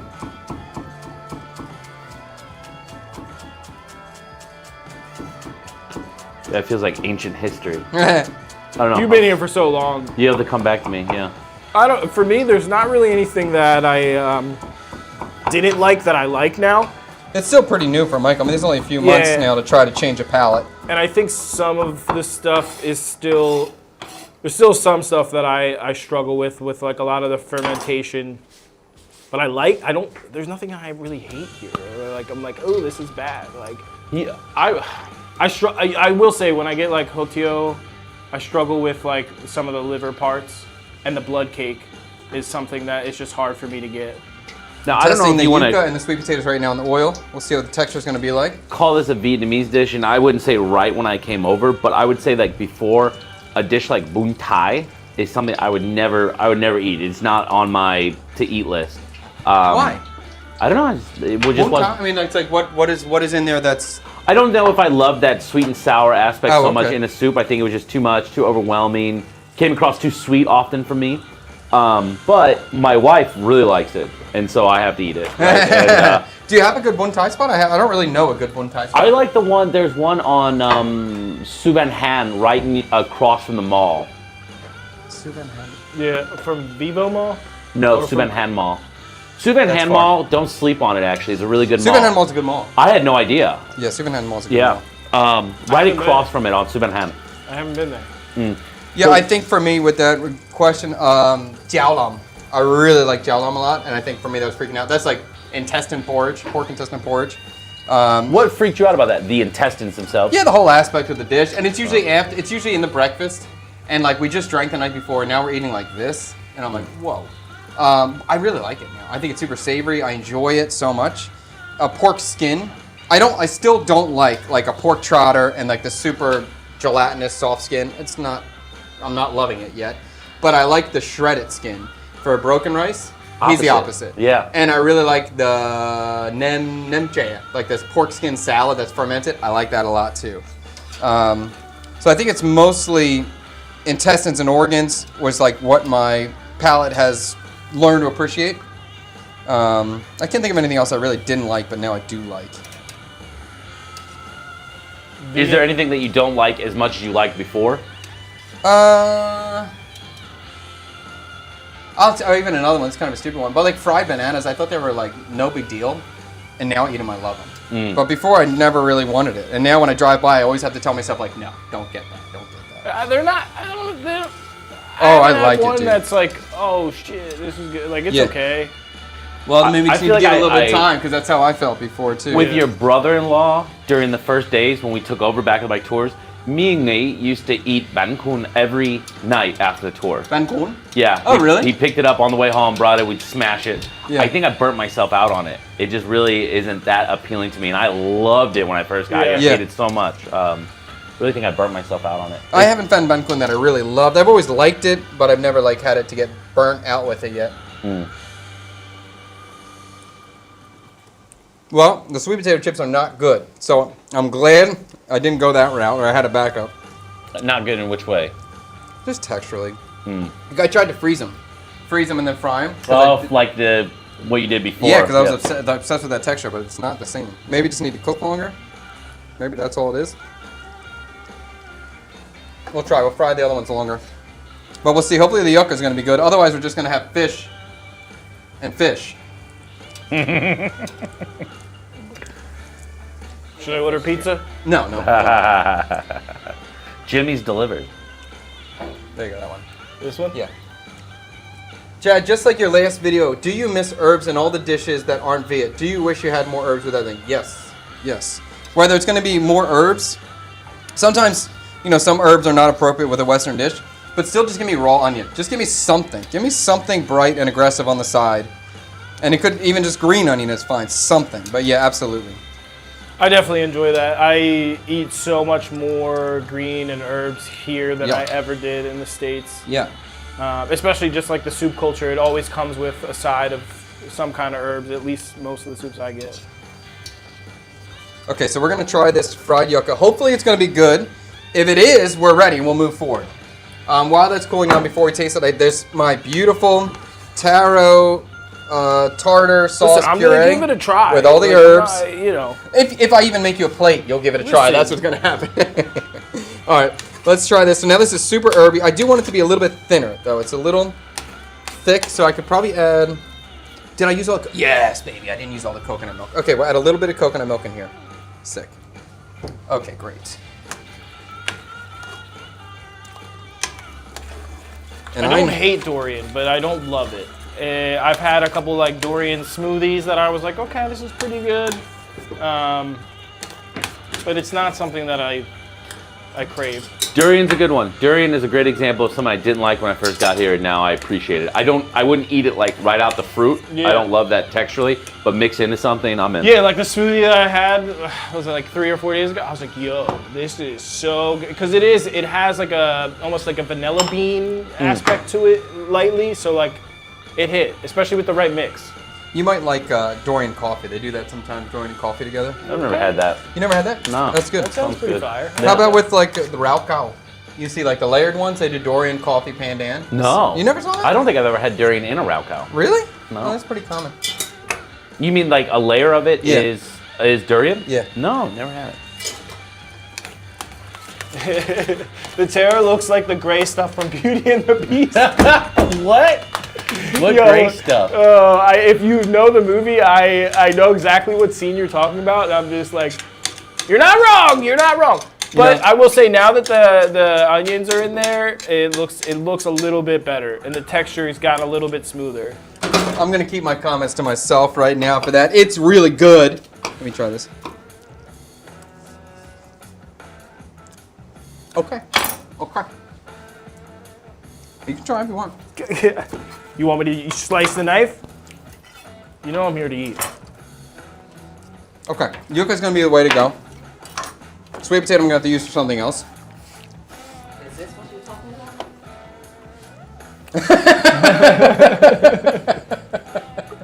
Fred, look up. Go back to that show, Freddy. Really stuff, the great stuff. Hold on, let me get a cracker. Hold on. Oh my gosh. That's brutal.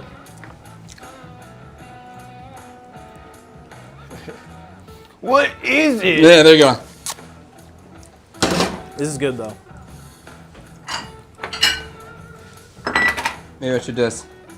I was gonna say try that one first and then go to this one. Here, Freddie. Oh, yeah, the Beauty and the Beast dish. True, what are you working on over Tale there? as old as time. I just can't. What's under there?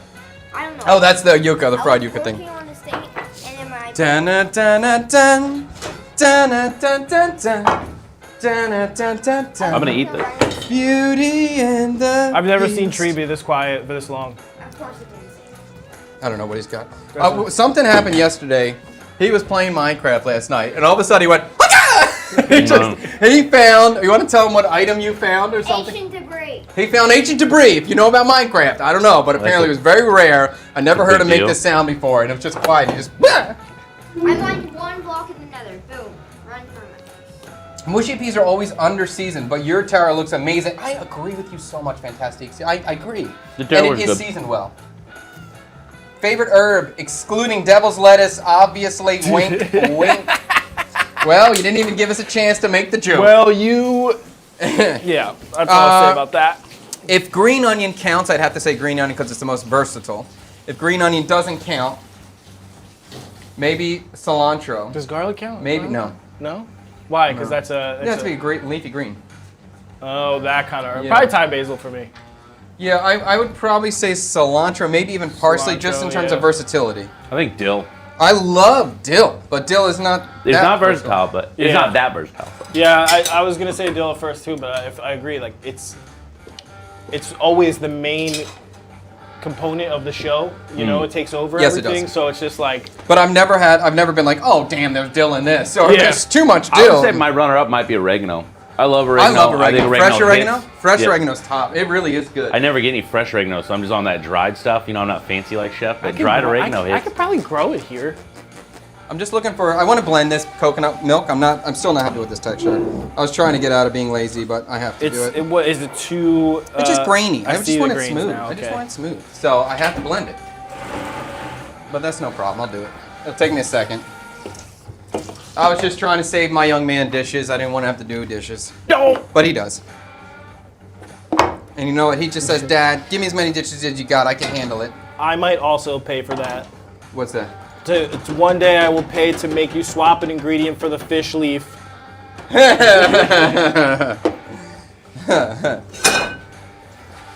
I will say, you know what? That's the one. When I first got here, Chad warned me like heavy, like, hey, this sucks, and it is very funky. But now I just kind of eat it. Like if it's in there, The Rao Yipka? Yeah. Yipka. You gotta eat it. It's Yeah. gonna be in there. Yeah, It's exactly. gotta- And that's it. It's just like, especially with like some of the wraps, it's just there's so much of it like peppered in there, and I'm just like grabbing the leaves, and I'm like, all right, whatever. I'm just gonna eat this. Like, My wife has to do it too. She doesn't like it either. really? Yip Cat, Yeah. she doesn't like? Nope. Oh, she's a very good woman. I like her a does lot. Twee like that or no? No, she hates it. I'm surprised. It's in everything. Yeah. And it's very, certain areas of the country, they like it more, and you'll see it like in dishes you've never seen it before, they'll always have it in there. Really? Yes, in the central and stuff, so then you gotta be careful when Is you're it in always central. fresh? Because I've never really seen it like cooked in something. You can find it powdered Okay. at the supermarket. They'll make a smoothie out of it, or they'll make a tea. Out of what? Yip Gak? Oh, really? Yeah. Yeah, because I've only ever seen it fresh, like the leaf, and it's usually like adding it to soup or you Yeah, know, I'm like trying a to think if I've ramen ever seen dish. it stir fried. No, I don't think I can ever think of any. Tyne, can you think of a dish where they cook Yip Gak? No. Where they cook it? I can't think of anywhere they cook He it. did wrong. Okay. I think smoothie is outrageous though. You think the smoothie's outrageous? Yeah, I think I agree with you. The leaf we keep talking about, if you don't know, it's called fish herb or smells like fish herb. I do hate it. It's one of the few things I hate. And it is known to give you very good skin. I was so gonna say girls it's will very drink medicinal for something, it. Yeah, right? girls will drink it for their skin, and you know, my wife very much cares about her skin, but she hates Yip Gak enough to not try to drink it. Which is funny because she's big into her skincare, Yes. so like you would think that she'd be like, I'm eating this. And it'll be natural too. Are you gonna add the enjoying Rao chili- Ma? Do Huh? you like drinking that? I do. All right, hold on. I'm gonna add the chili jam into the coconut milk because Nico said add more chili. So we're going chili jam. We'll blend What's this the up. coconut milk for? This is kind of like, you know, like what do they call it? Curry sauce. You need curry sauce on your fish and chips, right? I've never had that. No. I never had it either, but they need curry sauce. Oh, really? Yeah. We're going. I great. see them do that. I just don't know what they got going on over there. I really don't. It's they a got very- a whole thing going on. It's a very simple curry sauce. It's just curry powder. It's not like this, but I want it. My whole thought was kind of with the fish cake. I'm thinking of like fish ball, then I'm thinking of like fish curry, fish ball curry, fish cake curry. I've seen that stuff, so we're kind of going. So this is where the Glangle. I was wondering where the Glangle came in. This is we're doing a fish cake curry flavor presented in a fish and chips format. Okay. That's the thought process. So now blended, texturally it's nice. Chili jam is in here. Flavor-wise, we should be on point. I think we're kind of on point. I had an idea of something I wanted to see, but I think it would just be a much harder stream to do and longer, and I just don't know if your batteries last or if What? you would last. I would just love to see kind of a version of, how does Alinea name dishes? They just say like, the dish is tomato. Yeah. But I'm specific thinking of that one where it was like the rolled out tomato, but it had like 20 components on it, right? Yeah. I would just like to see you do something in the style with like one name like that, like an Alinea style of tikka. Like Yeah, what would it be, you know? Yeah. I can. It is a big video because there'd just be 12 components on it. And it would probably be multi-day. But it'd be cool to see. I'm open to it. It would be a multi-day video. All right, we're gonna fry. We're gonna finish. We're right there now. We're ready to assemble. We're ready to fry. I'm gonna start frying the yuca first and get these rolling. This isn't a rerun. I'm actually here. What is your guys' favorite Asian non-Viet dish? Favorite Okay. Asian non-Viet dish, man. Mine's Szechuan hand-drawn noodles. I do like that. That is one, and actually, I will say my favorite spot was introduced to me by Chad's wife in Philadelphia. It's called Spice C. It's in Chinatown. It's so good. So good. What do I like? Favorite non-Viet Asian dish? I love Thai food. I don't love Thai food at Thai restaurants here. I just hate, I feel like it's the same thing when Vietnamese food goes out of Vietnam or to a different country. For something that gets like upscaled, I love like street Thai food. I love it. I think it's absolutely delicious. Probably like something like larb. I think larb is like a great dish. Larb to is eat. really good. Larb, Never yeah. had- I like what is dish a lot. that? It's like a meat salad. You eat it with sticky rice, Yeah. you dip it. And I love a good meat salad. Yeah, I think I really like Szechuan food a lot. Not really the soup, but I like the cold salads and I like the chili oil stuff. And I like the sour hot pots. Sushi is top tier. I mean, it's kind of just so common at this point, and it's so almost boring. We eat it, and we always order the same thing. But I do really like it. I really enjoy Indian food too. Oh, yeah. Indian food. Yeah. This counts in Asia, right? It depends what you're talking about. Yeah, it should. Yeah, it should. It's in Asia. I think some people would disagree, but it's Yeah. in Asia. It's a fact. Indian food's so good, so heavy, and you can only do it Yeah. every once in a while. But man, really good. I'm going to start dipping this for the first time. So we're going to see how this batter works out. Stir the pickled veg. Thank you. I just did. Thank you. Mikey's on it. What was your pick? You Oh, should you make said the jelly eels. hand-drawn Yeah, I'm noodles. kind of. I think I could. It'd be fun to make an interesting jelly eel. Parsley is yuck. I like parsley a lot. Come on now. And Parsley to me like doesn't have a lot of flavor. Like it just doesn't. oh, it has a lot of flavor. It's strong. It depends on. I mean, Italian parsley and curly are different. The Italian is less strong than the curly for sure, and I prefer the Italian. I'm still thinking about other Asian dishes I really dig. Like in Korea, is there anything I really dig? Not really. I like overall. I like Korean barbecue. I like kimchi, but I can't say the specific dish that I'm like really. Oh yeah. I like the sweet and sour fried pork with the black noodles. That's cool. I like Korean fried chicken is really good. Korean fried chicken is really good. That's true. That's true. Yeah, Yeah, can't I think of anything Japan else. sushi is the winner for me there. Although recently I'm getting into ramen. I'm appreciating it. China already went. Thailand, I agree. I like it. I feel bad Cambodia always gets left out of these conversations. I think the cuisine's not that well known yet. It's just not that well known. You know, it's like we can only go with what is known, and Cambodian's still a relatively undiscovered cuisine in the West. Have you been to Cambodia eating? Yeah, yeah. I did like a lot of stuff. I like amok a lot. What is Amok that? is like a fish curry, like a fish puree curry steamed in banana leaf. That's top. That's really good. I had some great food in Cambodia. Have you been to Singapore and eaten around in all the hawker centers? I've never been to Singapore. That's cool. Yeah. Oh, that's a nice little trip with you and Fee.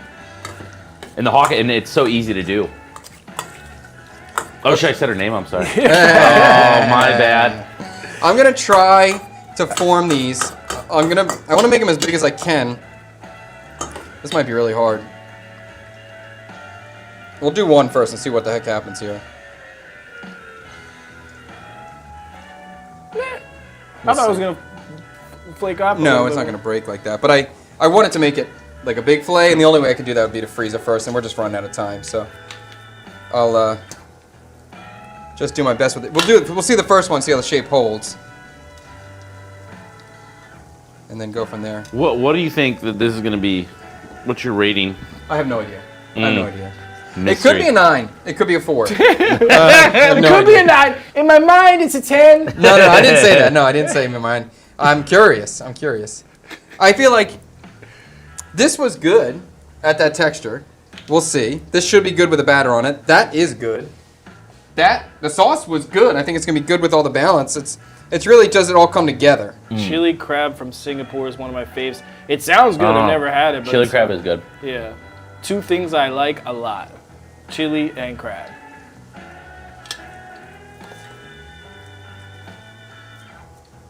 Favorite British dish that isn't fish and chips? Fish and chips. That's the dish. I love that. What is that one meme they say? Like, Mom's berry whiskets. Yeah. Beans on toast. I love a good beans on toast. Actually, I don't love beans on toast. Maybe I will, but I don't know. You've never had it? No. No.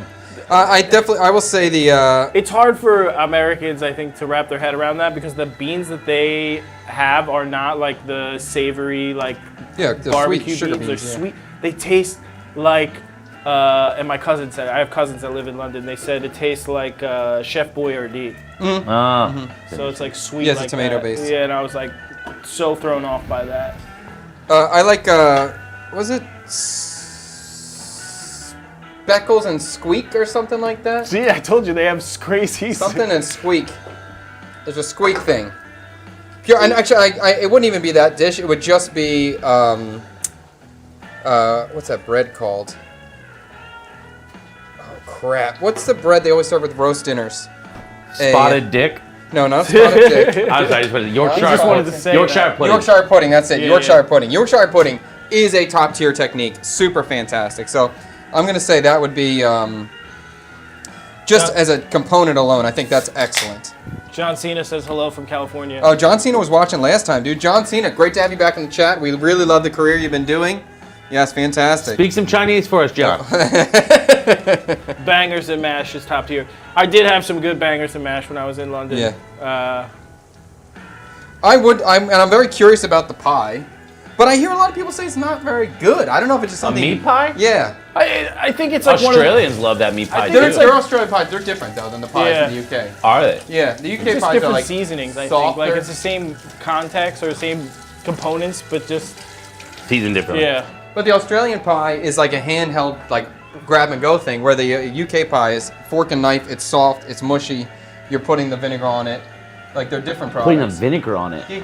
A lashing of vinegar. A lashing of A vinegar on the lashing, pot yeah. pie? I don't like the vinegar part of it. It's just too much for me. I do. I like clanger, which is I think originally from a British dish, but then the American. What was the clanger? You talked about The clanger. It's like savory on one hand. Oh yeah, and then that's it- right. That was and a then cool it goes idea. to dessert. yeah. Did you see that what he was talking about? Yeah, before? yeah. Yeah, that like it has a dessert and a savory in one bread, and there's a twist in the middle. That's a cool idea. That's Yeah. a very cool idea. Okay, we're ready. Is beef Wellington British? That was one of the questions. Yeah, I think so. And that's a good one. Bubbles and Squeak. Fred's Bubbles mom. and Squeak. Thank you, Bubbles and Squeak. That's what Fred's mom said as a dish. Bubbles and Squeak is the one I was thinking of, Yeah, which yeah. is the Yorkshire pudding with the sausages in there. Yeah, a couple people said that.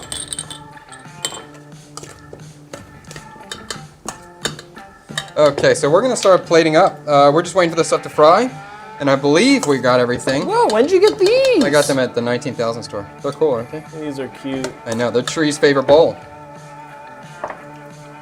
You broke one so far. He broke it. Just one. This is my favorite! What did you say? Mazel tov? Mazel tov? Yes, you can say mazel tov. That's what I say every time I break something. That's a congratulations, but yep. Ow.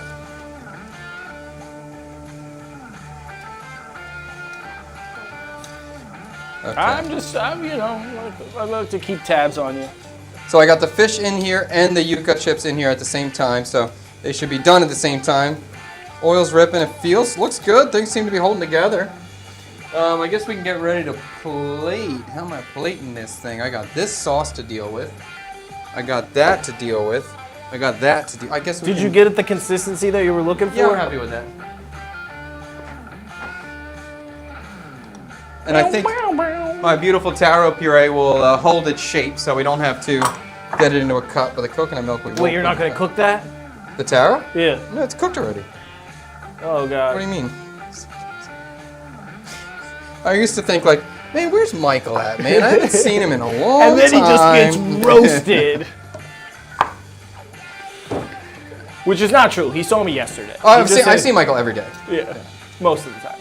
Pretty much every He day. knows where to find me. Michael lives very, very close to me, so every once in a while I text him, I'm like, yo, can we come down for 15 minutes and pet the cat? That's it. We get out. My kids chase the cat around for 20 It's good minutes. because she'll actually take a nap after that. Like, after the kids left, dude, she just passed out right where she was. Well, I believe it. She got a lot of exercise. So, Okay.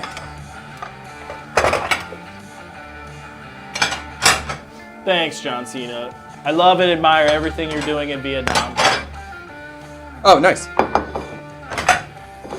Thank you. Wow, Chad. I told you, this is a pop-up today. This is This is what I feel like I'm cooking for 12 right now. well. Fred's 3 guys. I'm 3 guys. You're 3 guys. Okay.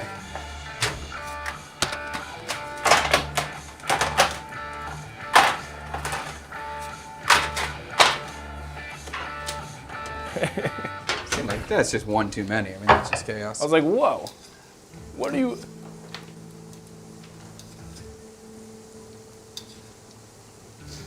Okay. The Looks fish good. really got big. It's Looks cool. good. Yeah, I'm pretty. See, I told you it could be a 9. I said it could be. Could be. We'll find out. And if it's a 6, who cares? I don't care. I'm just gonna try. But you know, even if it's not top tier, I do. Like what Fred's saying, I learn every single time I do this. Every single time. And sometimes you learn more when you screw up. And today I'm so pumped to touch that fish fillet for the first time. That was so exciting to me. It really, like, it's mushy. I don't understand how the fish, no, not after today. No, he's gonna have to earn it now. I was ready to give it. I got my golden ticket in like the 5th grade.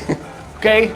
I did order some golden tickets off of Lazada, so they're just gonna take a couple Oh, days. you to get. actually got some physical tickets? It's not quite a ticket, but it is golden in color, and I think it's gonna work out well. I thought you were gonna let Tree make them, but then when I saw the one that he made that was this big, Yes. I was like, it's got to be bigger than that, bro. And also, I don't like Tree would be fine to make 1, but then when I was like, dude, I need 15, he's gonna be like, oh god. Oh god. Yeah. All right, Yucca's looking good, or Yuca's looking good.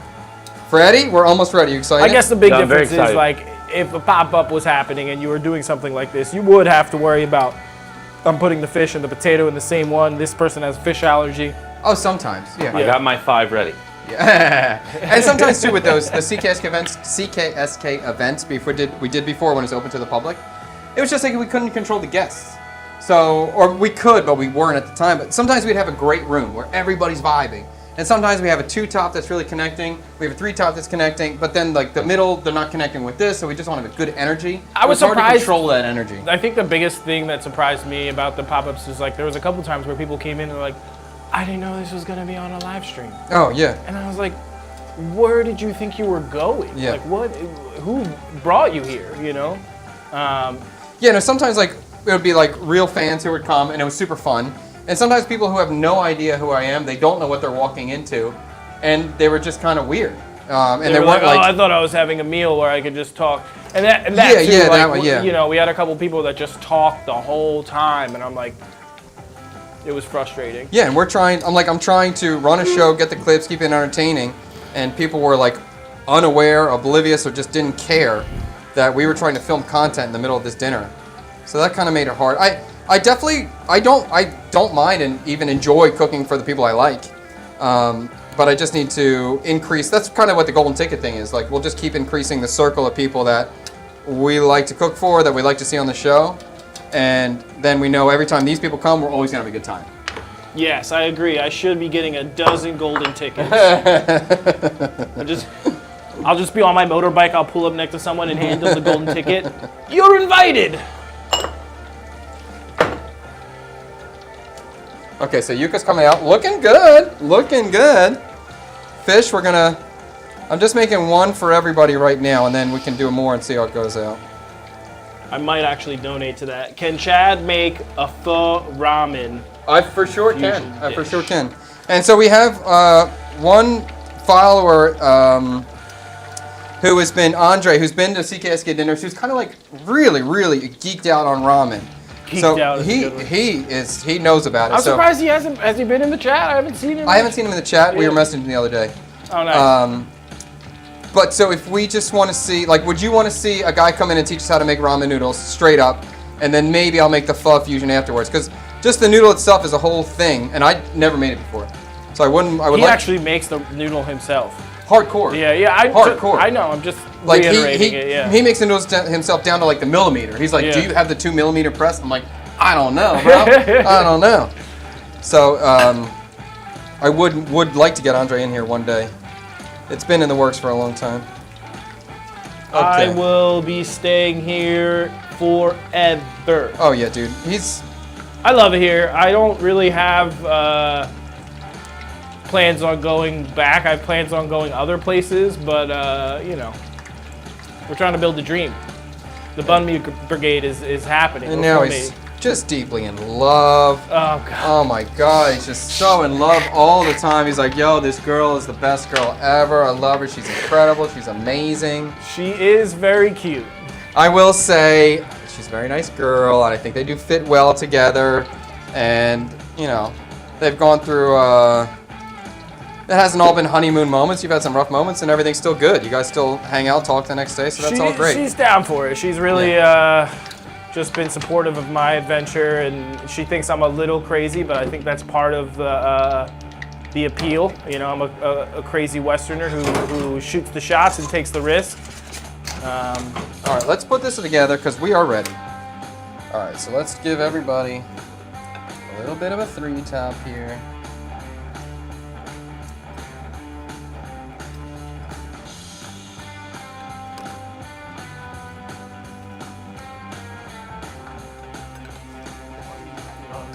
Huh? So on the plate we have the coconut milk curry sauce, fresh coconut milk curry in there. We got some lime pickle cucumber with chili. We have our fried yuca. We have our dill jacka, or our dill infused fish cake.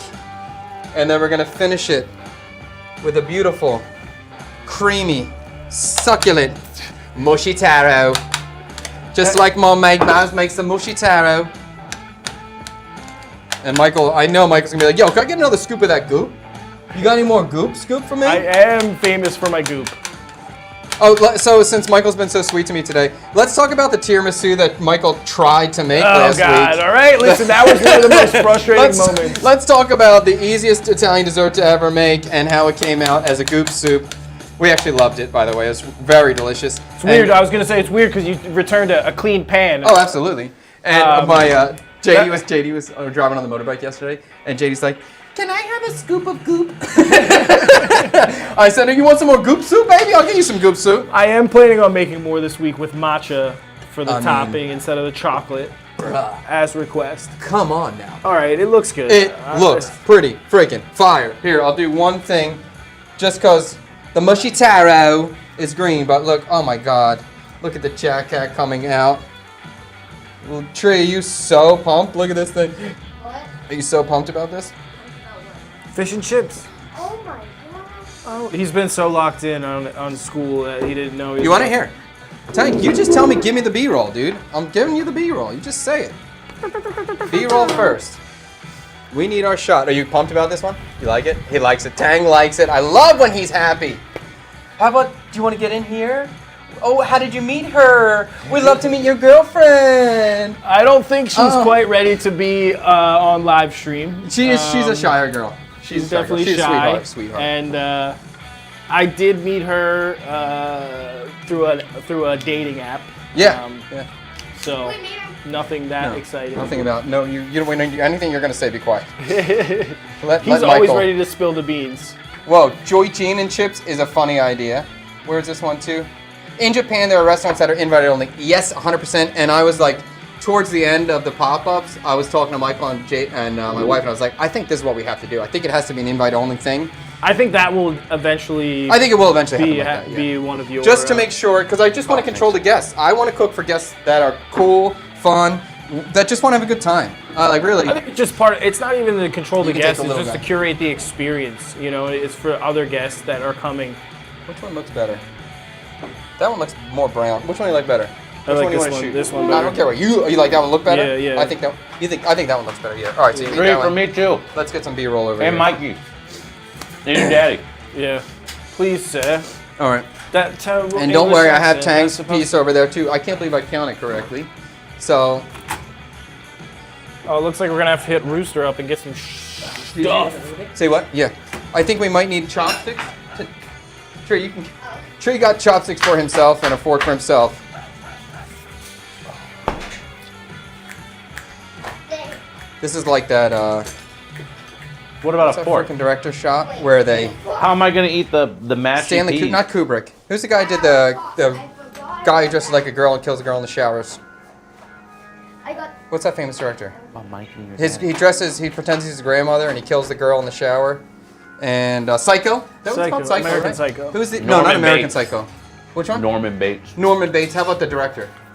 Hitchcock. Hitchcock. Yeah, that's the Hitchcock shot where they like zoom out and pull out at the same time. I was spinning and you were doing a pan. Not a pan. What's it called? Anyway. Dolly. A dolly, yeah, doing a dolly shot, yeah. Michael Crostarosa has Riz? I know, you wouldn't believe it. You wouldn't believe it, but sometimes it works out. He's kind of got this like Who said that? goofy, doofy Italian Riz rizzed kind of me thing. with those What's nipples. Wrong? Tang is freaking. He didn't hit record. The schmuck didn't hit record. All right, let's do this again. Can I be obnoxious and just? You can do whatever you want. Oh. Go ahead, go ahead. All right, Tang's getting his B-roll again because he didn't hit record. But that's okay.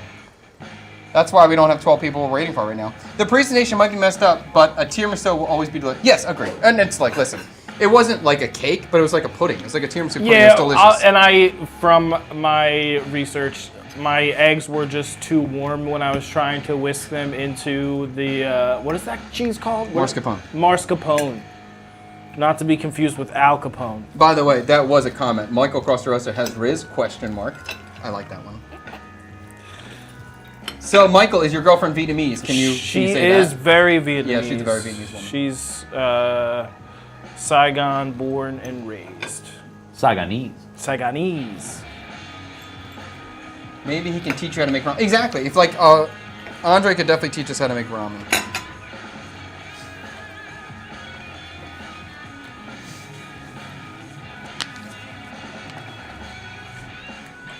All right. While they're doing their reactions or they're eating their thing, what's the thing? Hold on, I need you back up. What's it called? This is a fish cake, fish and chips. Jack fish and chips.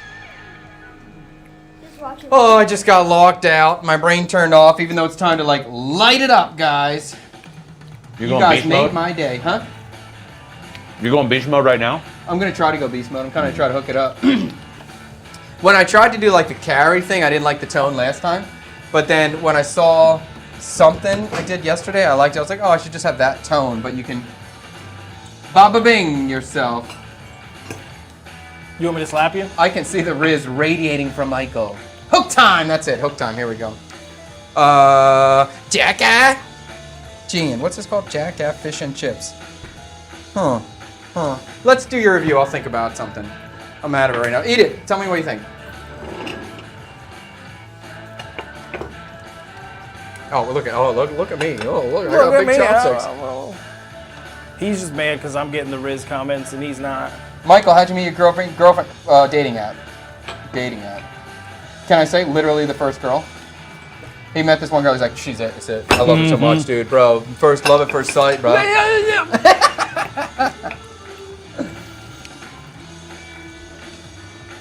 Cornell, the tower chef. No, I want it to look as rustic as possible.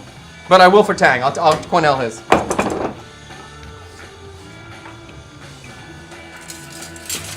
Nobody's saying anything.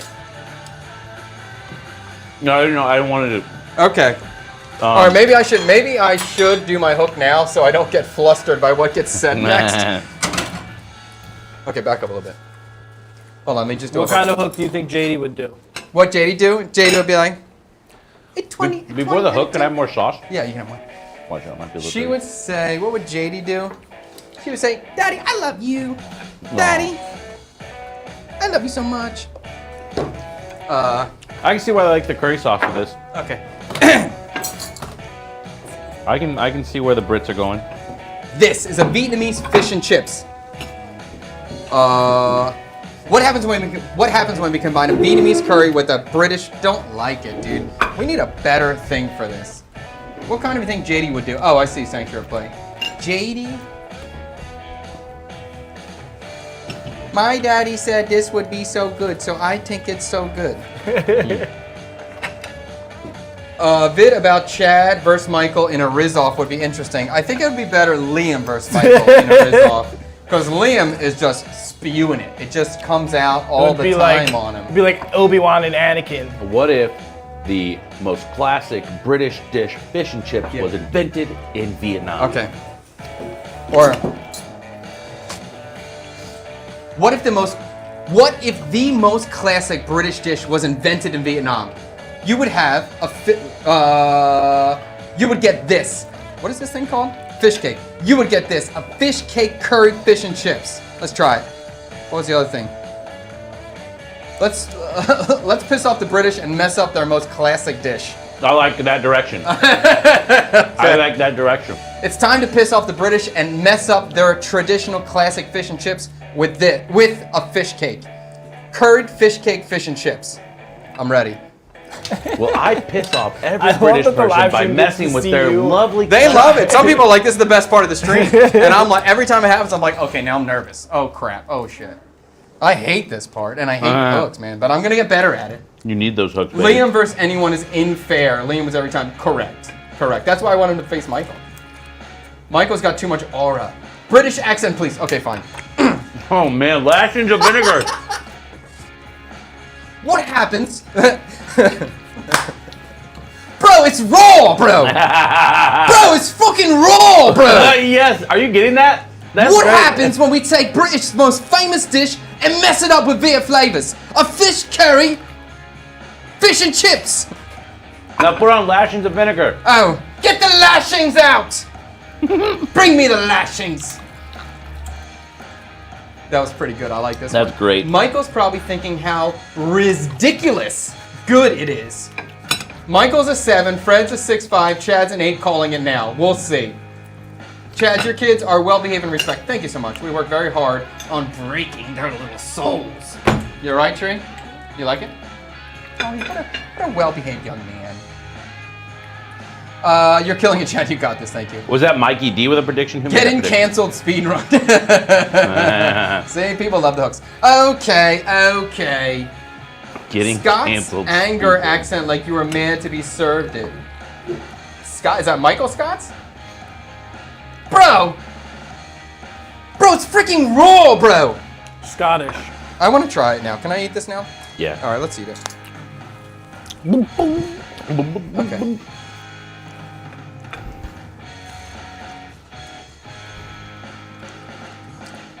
All right, now that meaning you can start talking, if you like it or not. So, pleasantly surprised by the yuca fry. I think that worked really well. Well done. Coconut sauce, delicious. I never, like I was asked about it earlier, I didn't understand it. I didn't understand how that was gonna like fit in here, but it does. I thought the fish was great. The texture was better than I thought it was going to be. Only thing I don't like is I think that the mushy peas, a little bit too much sawtooth coriander for me. Just a little bit. Guess again, bruh. Or is it There's not no so- sawtooth coriander. What is it, a bruh. bitter herb? Huh? What herb is in there? The bitter herb? Spearmint, Thai basil, Probably cilantro, Spearmint and the cilantro and together. spearmint. Spearmint and the cilantro You together. know, it came off too strong for me. Something in there. Or Okay. it came off too strong for me. Otherwise, I thought it was good. Tree, I'm gonna give you a comment? 10! What did you You got a triangle or no? You can't get to him? Tango. Can you get a tree? Oh, there you go. 10? Tree, why is it a 10? Well, Try not to eat over your iPad. okay. Why is it a 10? I like the chips a lot. Good. Do you like the curry sauce? I didn't try it. Hey, try it. Yeah, now. Now it's 11. Okay. 7-5, chef. Okay. Well done. No, actually, it's 9. It would be better if the chips were actually crispy. Bro, I thought they're crisp. What? they're so crispy, I bro. thought they're pretty crisp. I mean, like crunchy. They are crunchy, bro. Mine aren't. Bro, these are cooked, bro. They're cooked. Maybe you need to put lashes of vinegar on there. Yeah. I love it. Michael crossed the road, sir. Am I okay? Overall, it's a 6. Uh-huh. Oh, wow. But the fish by itself is really good. I'd say that whoever said 7.5 was right on that. The fish for me. Potatoes, pretty good. I kind Giving it a 6. I kind of agree with Tree though. Like I don't know if it's because they're so big. It is crispy, but there's just like I don't know. In my experience, I think that's about the crispiest you're gonna be able to get what we have here. I think I would have liked them smaller. Not as much starch inside. They tell you not to cut them small Yeah. because they dry out. I can just see start. that. Who told you? Who's The internet. God told Who you in a said that? dream? Yeah. And then I will say your taro Play-Doh extravaganza better than I thought, but still, I agree with Fred. That there's like I guess it's the spearmint and the cilantro is like taking over everything for me. I really could have swore it was sawtooth coriander. So my herby puree is too herby. Maybe I'm just used to eating kwai malt with sawtooth coriander every time. So Maybe. Yeah. And maybe I should just say my herby puree is too herby. Oh. Let's get Tang's opinion on this before we lock in my thing over here. Let me get him a little bowl. I will eat more if there is more, though. I'm putting it out there. I could probably fry another one. I give it a 7.5. So Yeah, oh yeah, that's- I know who's getting more if there's another piece. I got that. Do you want to try it now, Mike? Tang? Here, you can have this. Yeah. Oh, dude, yeah.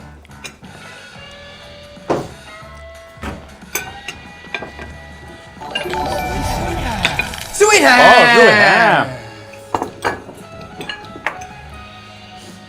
Do you have a button yet where if like someone donates a certain amount, you rip all your clothes off? And No, start no, that's dancing? not. That's, Who that's was gonna it? be What for- was it? It's a rose. It's nothing. Oh. I mean, it's something, but it's like Yeah, it's definitely. Thank It's you. just it's like a penny. rose. Oh. Yeah. It's just a rose. Listen, that adds up. But I appreciate it. Thank you for the penny. We just need 100 more of those. Ask Chad who's winning the Super Bowl. Do you even know who's in the Super No, Bowl? zero idea. We don't have a way to separate the money amount for the sound yet. So we need to I want to have it for like maybe $5 an up. Or I something want like if it's $5 more, I want to hear lashings. that. lashing of vinegar.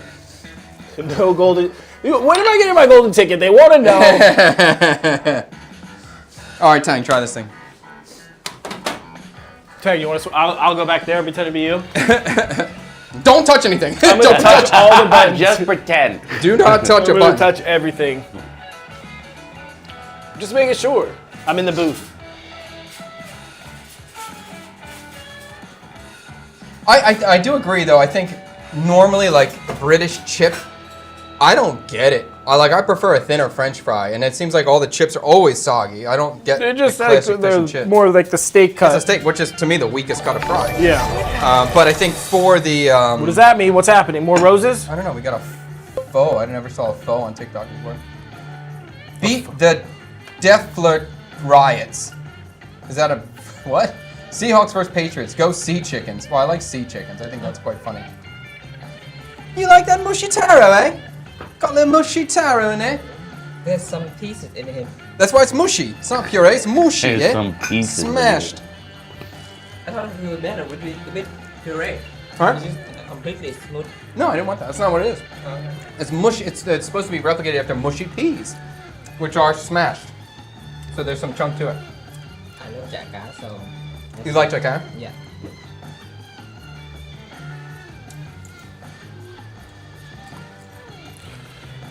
Jerry, I'm not sure about the banh mi shop being open, but I think Most likely, the forecast says yes. So what did you say about the Jacka? How do you feel about it? I liked it. I liked it a lot. I thought he nailed it. Flavor.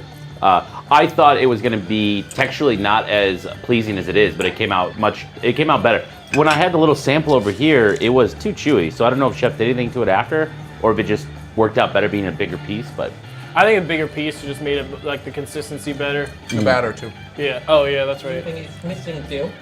It's still in the fish cake. Oh, okay. Chad, what's the difference between Kewpie mayo and Hellman's? Kewpie's a little bit sweeter, has MSG inside. Don't get stuck up on mayo. The mayo crap doesn't matter. You can have any mayo, and you could just put MSG in it, put sugar in it, put vinegar in it, or salt. You can balance your mayo. Don't get like, I need this mayo or that mayo. Don't matter. Just taste it and make it to the seasoning that you want. how are you feeling, Tang? What are you tasting? Did you put lashings of vinegar on it? Chad, cook a broke-ass budget meal for a broke-ass college student with a budget of $4K. No problem, just super chat $200 and I'll do whatever you want. No, yeah, we can do that. Or just come to my house. I went to Michael's house yesterday. His fridge is not, maybe yesterday it might be full, but the day before that, nothing in the fridge. There may have been It's so cheap to eat out here. It's like, unless I'm cooking for someone, I'm not cooking. I'm going out, I'm getting noodles. It's just so cheap. And like, especially in the neighborhood, I can walk to a different, Almost a dozen places. yeah. So it's like, what's the point? You know what's funny? We rarely eat out at my house. We are always cooking at home. Yeah, Always. but you have your wife, the baby. Who is a good cook, and- by the way, Nop. I'm so happy to hear you're a good cook. And- It brings me so much joy. And your sister-in-law, and then usually someone also with her as well, sometimes. Sometimes. Yeah. If I had that going on, like if I was at Chad's house all the time, I'd Rather than be just being cooking, by yeah. yourself. I didn't cook a lot ever at Chad's house because I had him and Tweet, and I was embarrassed. Nah. So, You know, when I lived with Chad and Twee, though, I don't think I really ever cooked for them either. It was always Chad in the kitchen. yeah. But there is definitely a part of me that is like, in the wintertime, I usually do a lot of slow cooking stuff, which I did. I don't have a slow cooker yet, so I just did it slow and slow. This is the winter now. You don't feel it?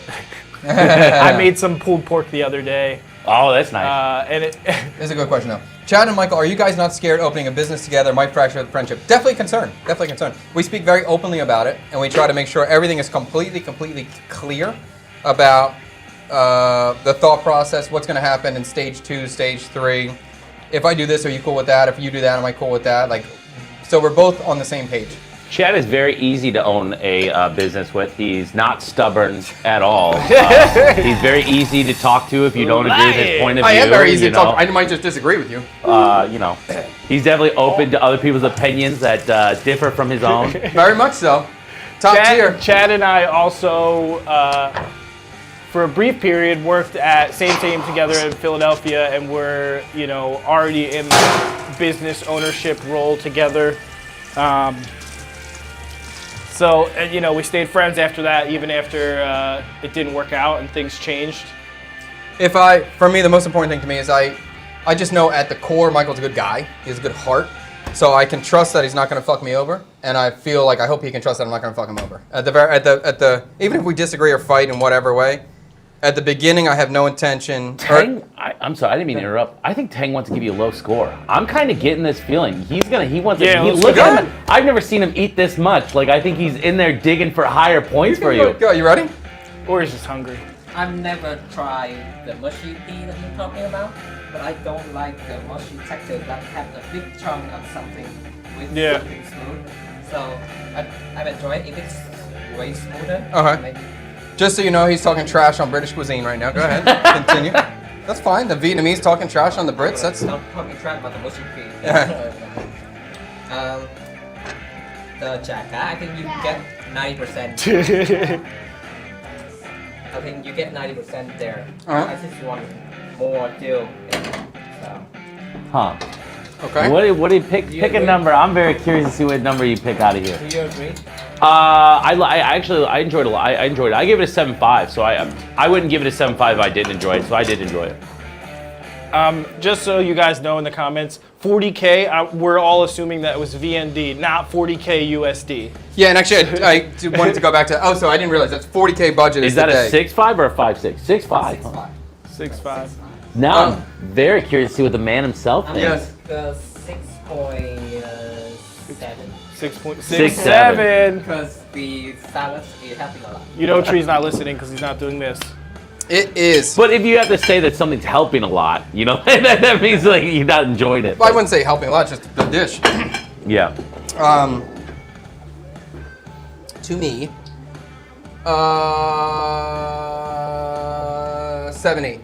7-8 overall. The fish cake is great. The fish cake is like a 9. The fish cake is really, really freaking good. Texture-wise, it's so good. It's very much like a fish fillet, more so than a fish cake.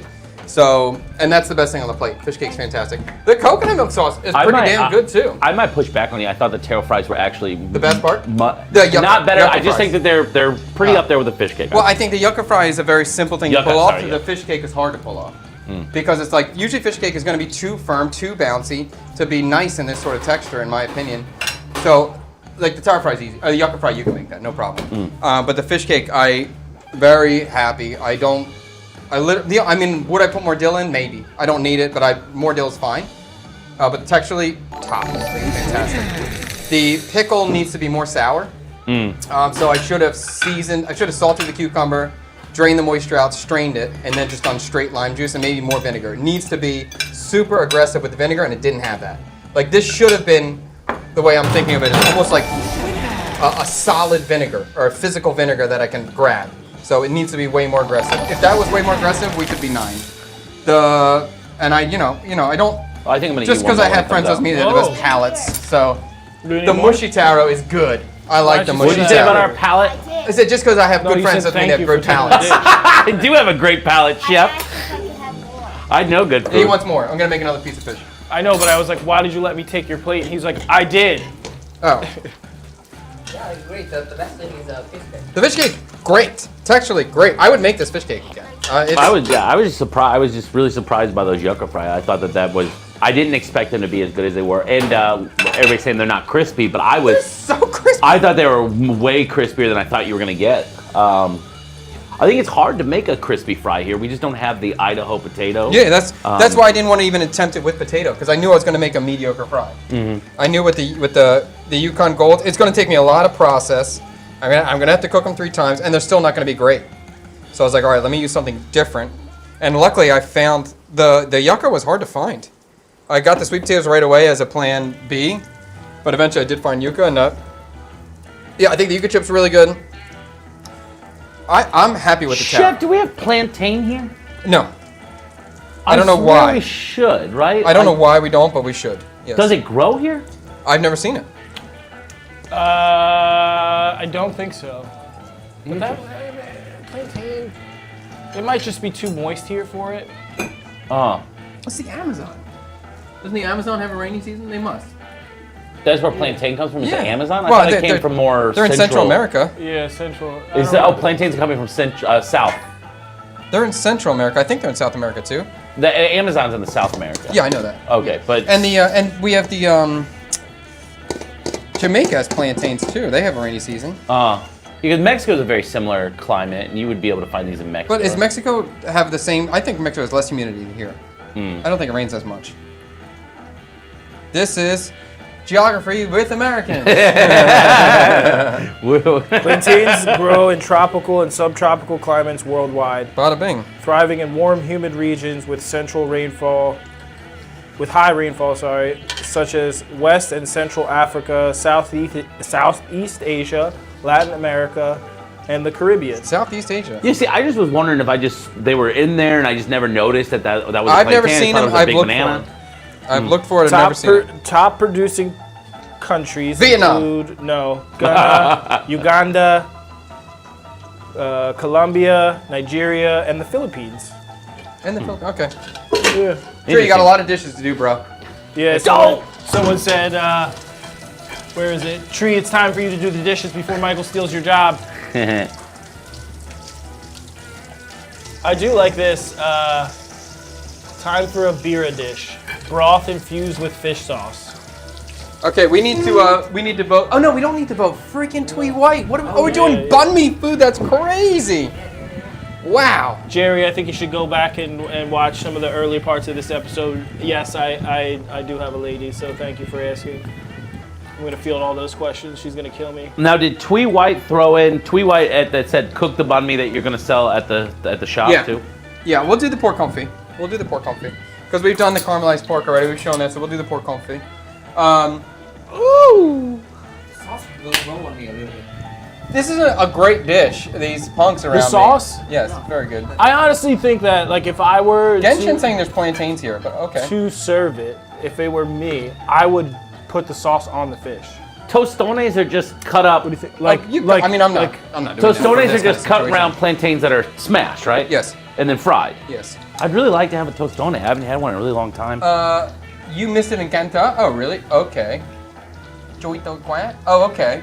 So this is the name of a plantain in Viet. I never heard of that. We made bun sao last week.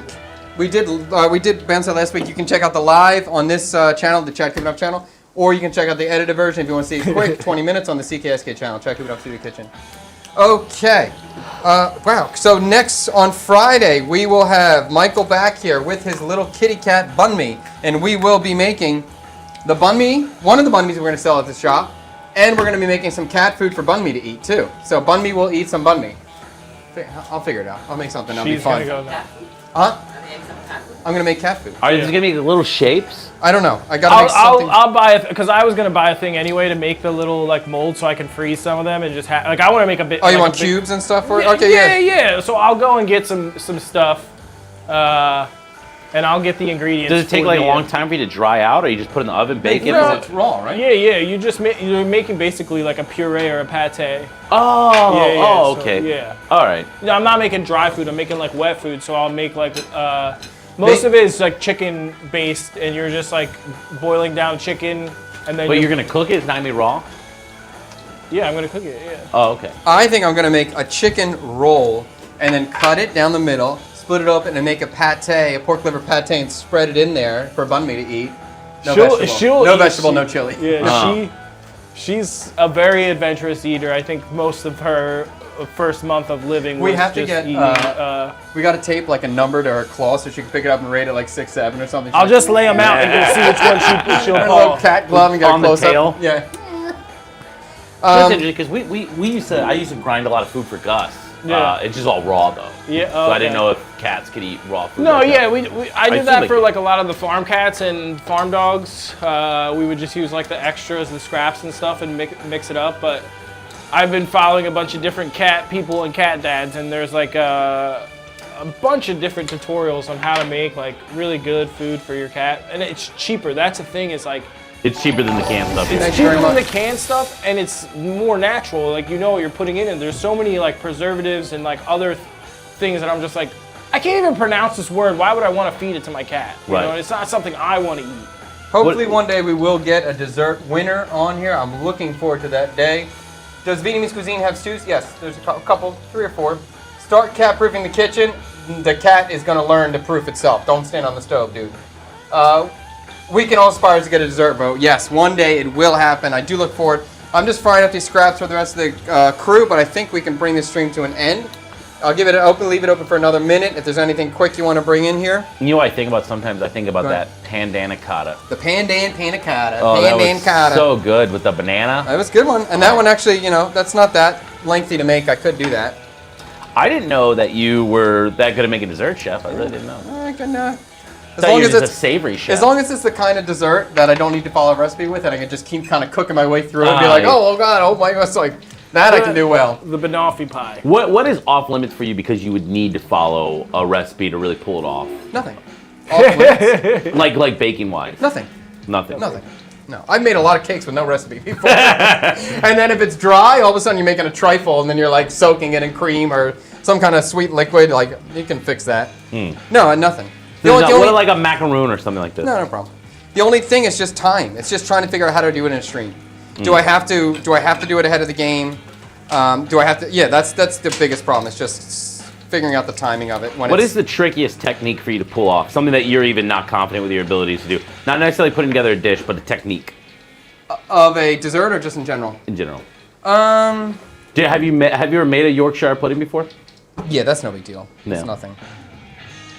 I mean, maybe filleting certain fish would be like, I'll be a little uncomfortable doing it on stream. Have you ever made one of those Japanese eggs that's like high heat, fast with a chopstick? Like Oh, where the liquid on the inside? Yeah, yeah. I wouldn't have a problem attempting it. I'm not saying the first one's gonna rock it, but I know I will get it in a couple. What's the one thing that, man, I think it had a lot of egg whites in it, and you gotta Meringue? really, like, no. I think it would lean more towards being savory. It could be savory. I think I remember making like a Parmesan one. I don't know, like you have to like beat the egg whites and then you put it in like a ramekin and maybe Souffle?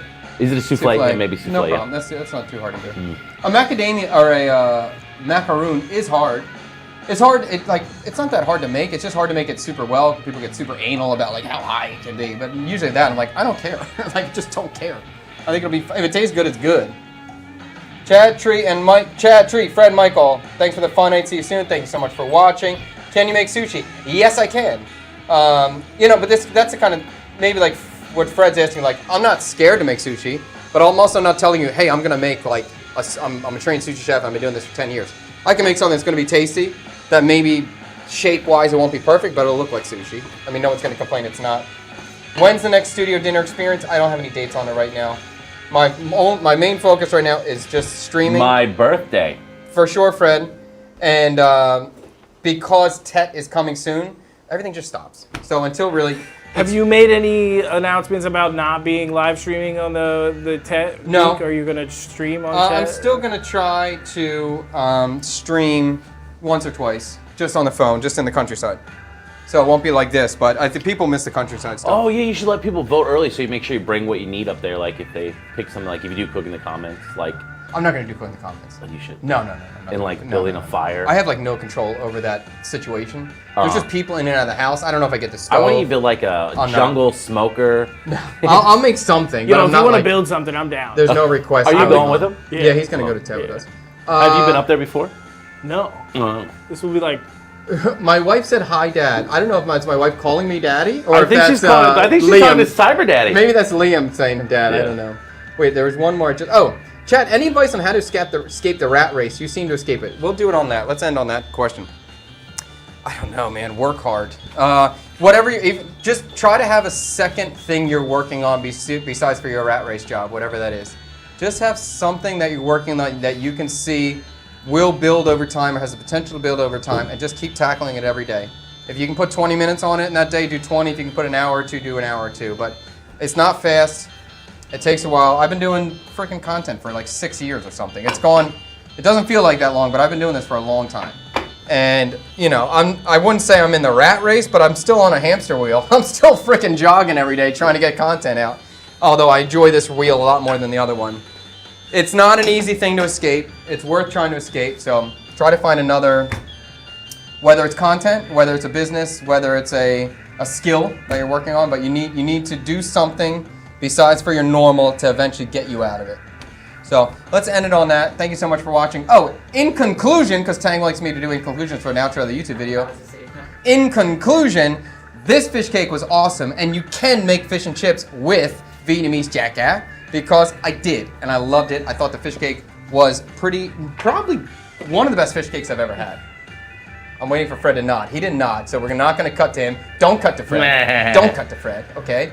Michael's not. I don't care. Michael's 6. His fish cake opinion is low to me. I'll tell you what. Listen, I've had a lot of fish This is a cakes, good my fish guy. cake. When I ate it, I wasn't thinking fish cake. I Yeah. really wasn't. Good. Because the batter on the outside was so different. Good. So I didn't want a fish cake because I think a fish cake is hard to do. So I'm extraordinarily. Here, you guys need this. I'm extraordinarily pleased with the texture of the fish Add cake. more fish. Yes, I brought it for you guys. Thank you so much for watching. If you'd like to, you can. No, you're already going to see it. This is the edited video. Okay, never mind. If you enjoyed this video, subscribe to the channel. If you want to go to Food Show with me, check out chatkubenop.com. And if you just like what we're doing, please give us a like. Put in the comments below, like, I like what you're doing. Help us feed that algorithm. We need to pray to our AI overlords to give us more views so we can continue to grow and get out of the second rat race that we're currently in. Thanks so much for watching. See you later. Peace. Bye. Okay. You know, maybe. I just The bit score in this- was an 8, by the way. Bye. I just bit in this fish cake again. I think it is great. He just said the fish cake was great. Cut to Fred. Cut to Fred now. It is good. We It's had really another good. bite of the I fish just had another cake. bite. It's so and good. he said the fish cake was great. Now the video is over. Now the stream is over. Perfect ending. Thank you. Bye. Should we do the dishes? Thank you. You can eat the fish cake. Okay. Alright. Drink in the dishes. Go! Look at that, how crispy this is. It's so. Look at how crispy it is. It's super crispy. Fish cake top tier. Top tier fish cake. Look at how you were trying to plan it. Very interesting. I want one too.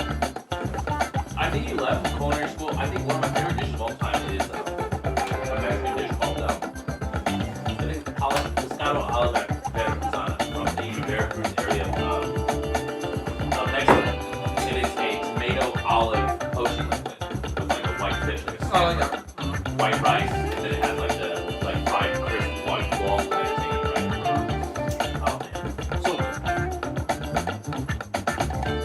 Oh, I'm thinking about that. I've been thinking about it. Where the fuck are plantains? What's going on with the seal of the toilet?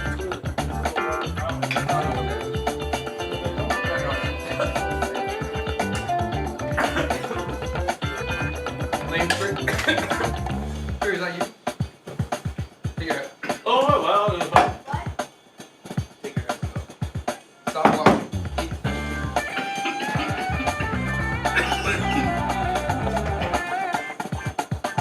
I like these. I'll call it thanks mushy cheese. Thanks mushy cheese. Thanks paper.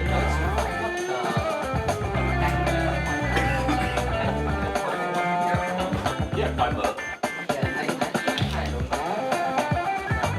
That's exactly what this is. So reminding you of that because that's what it is. There's not potato.